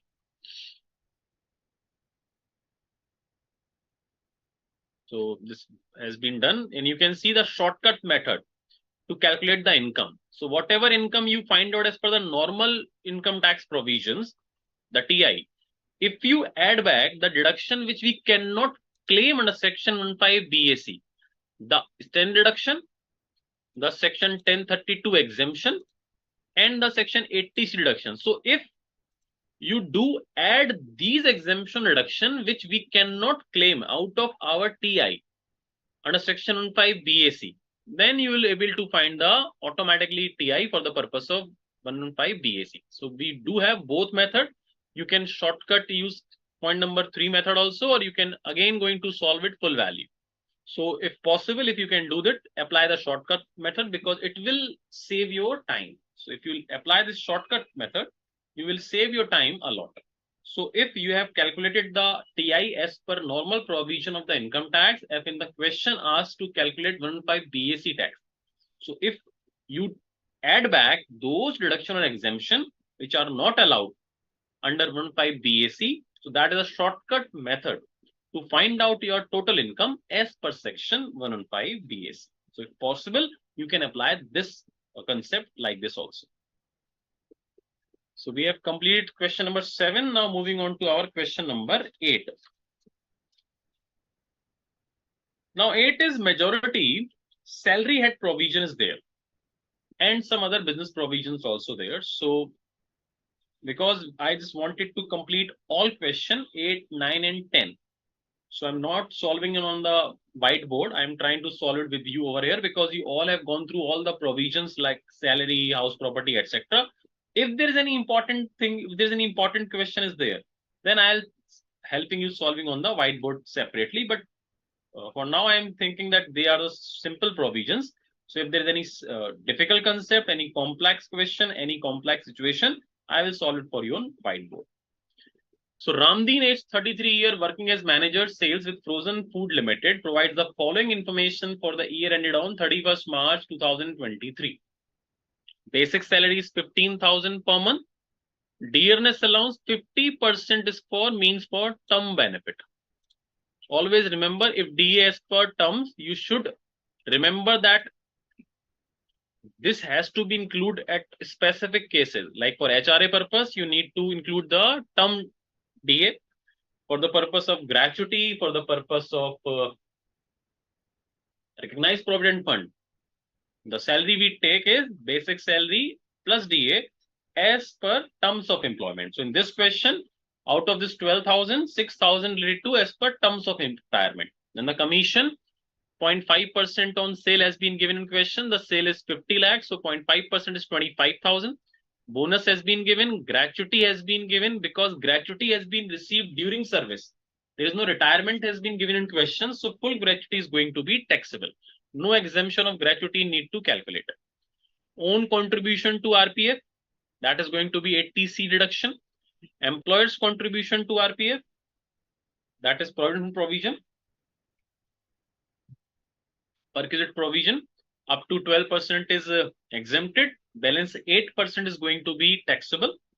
Interest credited 15%, up to 9.5% is exempted. Balance is going to be taxable over here. Gold ring worth 10,000 was given by employer on his 25th wedding anniversary. In this case, there is two situations. If any gift has been given by employer to employee, then up to 5,000 it's exempted and balance is taxable. So if we apply this case, then out of this 10,000, 5,000 is going to be exempted and balance 5,000 should be the part of your taxability. But in some cases, we can assume it like this also, because Act is not express the real intention of the law. It just said up to 5,000 gifts by employer is exempted. So if it is exceeding 5,000, whether we need to taxable the excess amount or the full value, it has not been given in question. So in the solution of this question, the institute has assumed the full 10,000 is need to be taxable. But the other view also has been given in the solution also, that you can also taxable only 5,000 and up to 5,000 it's need to be exempted. We can solve it by any of the mode. Music system purchased on 1/4/2022 by the company for 85,000 and was given to him for personal use. This is also perquisite. 10% of the cost of the product will be your perquisite value. Two old light goods goods vehicle owned by him were leased to a transport company against the fixed charges of 6,500 per month. Books of accounts are not maintained. This is section 44AE. When you have old light motor vehicle or medium motor vehicle, and if you have that, then section 44AE applicable, and 7,500 rupees per month per vehicle owned by you need to be your business income. Section 44AE. Interest 5,860 on bank FD on 24/4/2022 and interest of 6,786 net from the debentures of Indian companies on 5/5/2022. So the TDS need to be deducted on bank interest if exceeding 10,000. So because the bank FDR interest is less than 10,000, so there is no TDS has been deducted. So that is the gross value 5,860 we need to add into the income from other sources. But debenture interest value is exceeding the specified limit for deducting the TDS, that is 5,000. So now we receive 6,786. That means, and it's also been mentioned in the question net. Whenever the question says net, then that means the TDS has been deducted. So on this 6,786, the TDS has been deducted. So we need to gross it up. Then we need to include it in the income from other source. Made payment by check of 515,370 towards premium of life insurance policy 80C, 22,500 for mediclaim insurance policy, that is 80D. Investment NSC 30,000 80C, and FDR for 5 years, that is tax benefit FDR 80C. Donation 11,000 to an institutional approved under section 80G, that is, and 5,100 to Prime Minister National Relief Fund, that is 100% fixed deduction of 5,100 is going to be allowed as deduction under section 80G, full value without any monetary limit. But a donation of 11,000 to an institute approved under section 80G, that is going to be allowed as per the restriction, that is variable deduction, not fully allowed. We need to check the adjusted GTI. And then we need to find out the 80G for 11,000 value. What has been asked in question? Compute the total tax and tax payable by assessee, assuming there is no section 115 BAC opted by the assessee. So we need to calculate the income as well as the tax. So one by one, I am trying to solve it for you. Basic salary is given 15,000 per month. So that is 1,80,000. DNS allowance 1,44,000. And the question it was mentioned that DA is 50% as per term. So in the solution, always write it down T. That is term. 50%, that means 72,000. So whenever you need to consider DA as per term for calculating HRA, for calculating RPF provision, for calculating gratuity, leave encashment, you won't mistaken. Because many students take the whole value 1,44,000 or might be going to skip this value.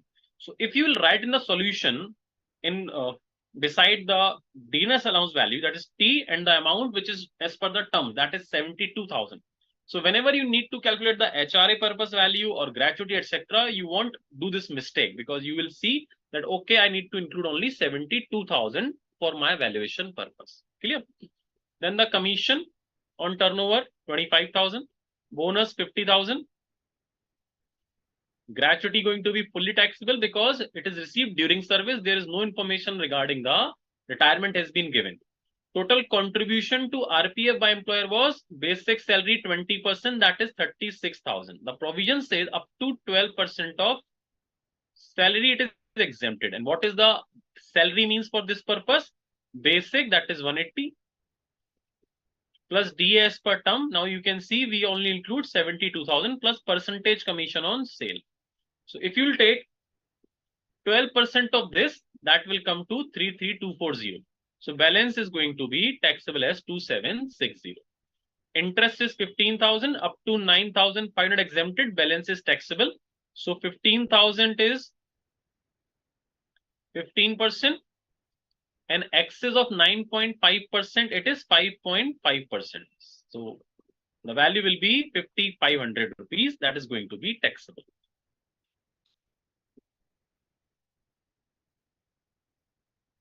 Next, gift of ring. I have told you that you can take the other view also, but whatever view you are taking, you need to mention in the working notes. But in this question, the institute has taken the view that the full value need to be taxable. And I also prefer you that the institute is taken the view that full value need to be taxable. Then in the examination, you should also do this. You should take the full value taxable if it is exceeding rupees 5,000.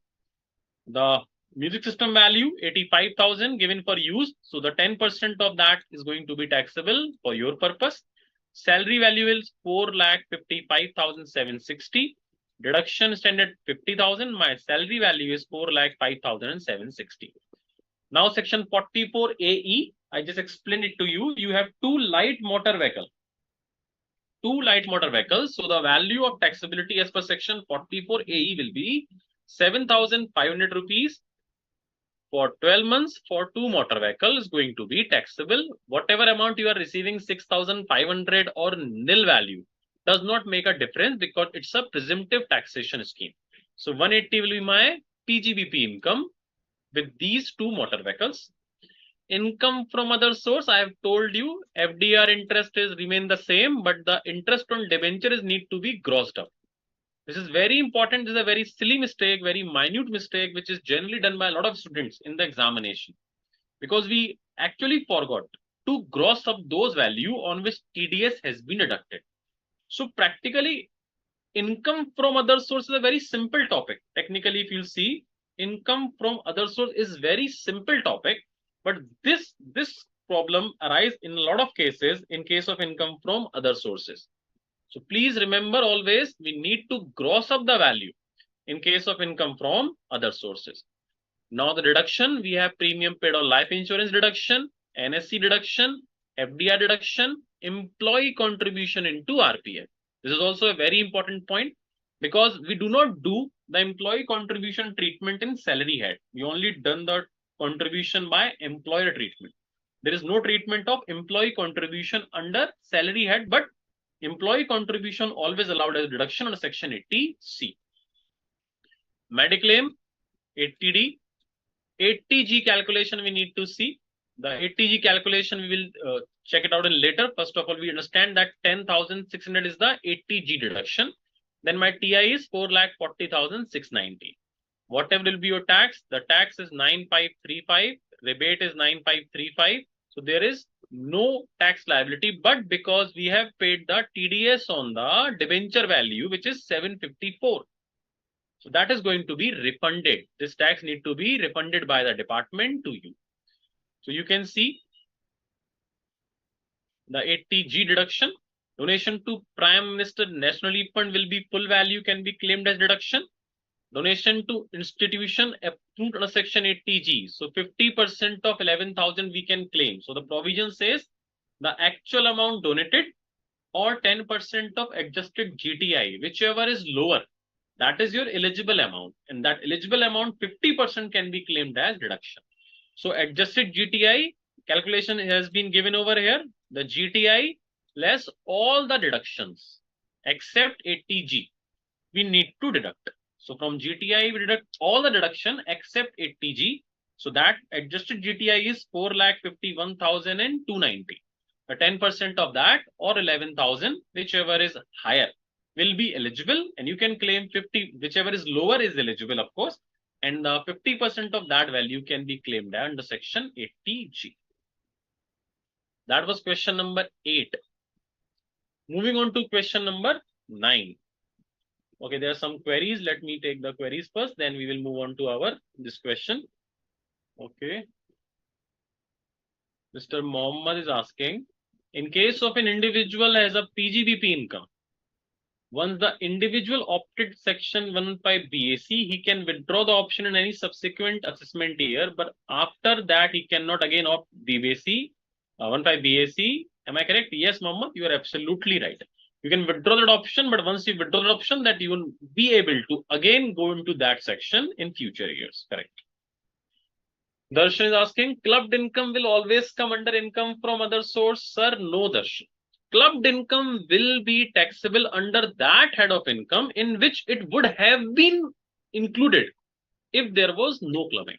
So suppose if Mr. A has clubbing income from any income from house property, he transferred his house without consideration to his wife and earning rental income. So the rental income is going to be clubbed, but not under income from other source, because clubbed income do not go in any specific head. It's going to be taxable in the same head if there is no clubbing provision. So if there is a normal house property income earned by Mr. A, then where it should be taxable? Under income from house property. So in case of clubbing, that is also going to be taxable under income from house property. So if any income falls under income from other source due to clubbing, then even if without clubbing it's going to income from other source, then it's going to be taxable after clubbing also income from other source. So clubbing income will always taxable in the same head in which they would have been taxed if there is no clubbing. It can be taxable under PGBP head also. It can be taxable under capital gain head also. It can be taxable in house property, whatever it is. Clear? Next is Rama is asking, good morning. Rama, good morning. 918, good morning. Okay, no problem. Good morning.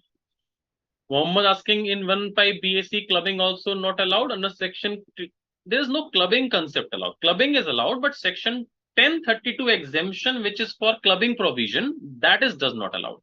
We just solved question number in which the minor son income has been clubbed in the hands of his parent in Siddhant hand. So there's clubbing provision applicable, but the benefit of clubbing exemption that cannot be claimed. Okay.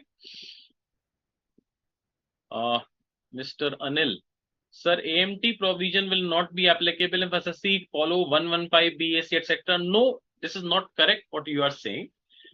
If you want to pay tax as per 15 BAC, then for 15 BAC calculation, there is no AMT concept is applicable. But as we saw question number, I guess 11, the last question, if you need to calculate tax as per normal provision, for in that case, you have to calculate tax as per normal and then as per AMT, and whichever is higher, that needs to compare with section 15 BAC tax value. So if you are applying, if you want to pay tax as per section 15 BAC, then there is normal tax you need to calculate. There is no AMT concept applicable. I hope it's clear. Next is the Darshan, interest on loan for pre-construction period allowed in 15 BAC. Yes, it is allowed, but up to a certain limit. Next is Mr. Raman. I have one doubt, sir.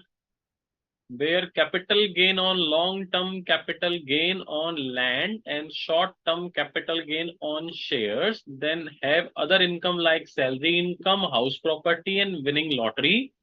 In that case, can we calculate total gross income adding all income or individually to be calculated tax liability? For example, in case of 9F, capital gain 20% and long-term cap gain is 15% on short-term cap gain and other income as per tax for individual tax rate. No, you have to calculate the tax separately always.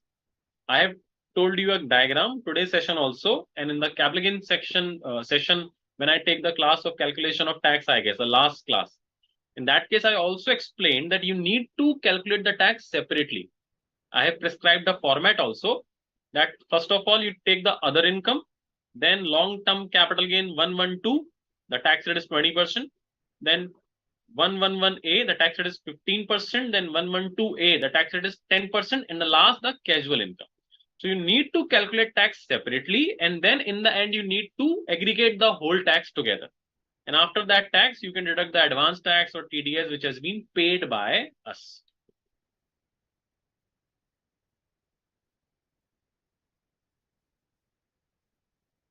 Can STT paid on receipt of listed bonus share and bonus share come under the ambit of 112A?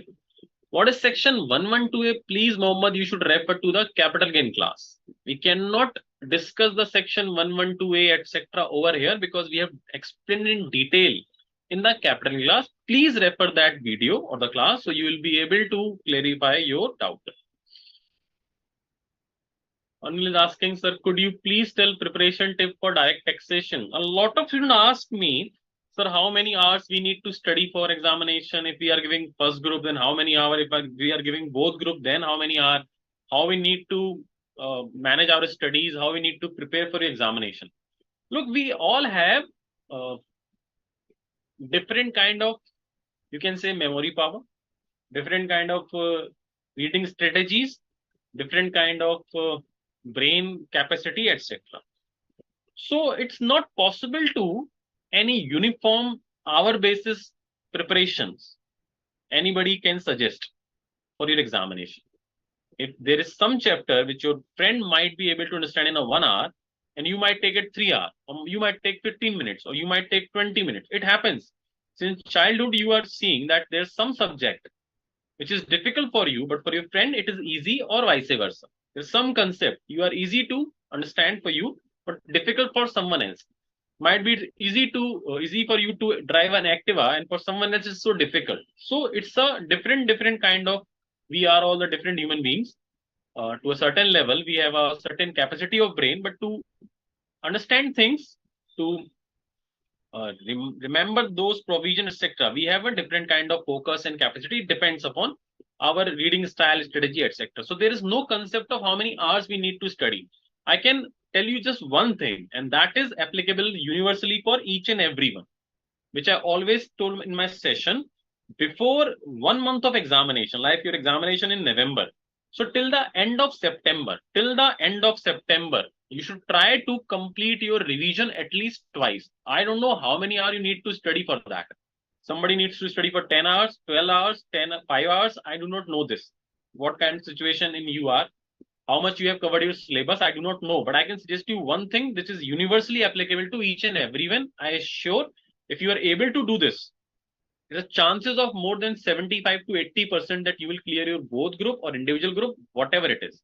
You need to do one thing from before the starting of October, that is up to the end of the September. You need to at least done one revision for every chapter. Once though you have completed your course, that is a different thing. I'm not saying you have complete your course. Your course should be completed before it. But one revision of every subject must have been completed before starting of October. And in the month of October, one more revision you should have done.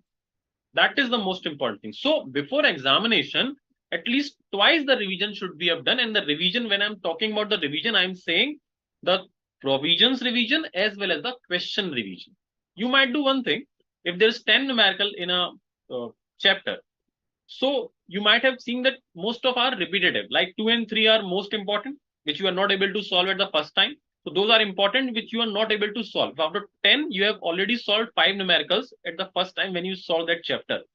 At the time of revision, you do not need to revise those 5 questions. You need to revise only those in which you find some problem you are not able to solve at time of revision. So in the month of October, if you are able to complete your second revision for theoretical as well as numerical provision, I assured you there's a very good chances, more than 75 to 80% chances that you will be able to crack your group. When is it a first group or is it second group? It does not matter. Fine. So there is no exactly the hour-based study or how you'll prepare for examination. I don't know, but you have to prepare like this, that 2 revisions should be done before the start of month of November, and one should be complete before the end of the September. Okay. Next is there is exempt marriage gift of rupees 15,000 by employer to be any gift at the time of marriage is exempted, whether it's by employer, your relative, your enemy, your friend, anyone, because are you doing the most difficult work of your life, of course, most dangerous work. You are getting married, so everybody is giving you sympathy.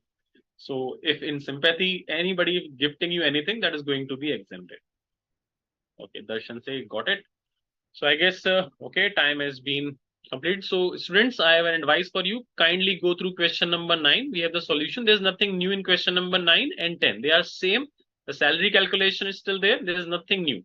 And question number 10 is very, very easy. Very easy. It's just the income has been given. You have the solution also. Please go through that. The almost all the important question and the topic we have covered in this.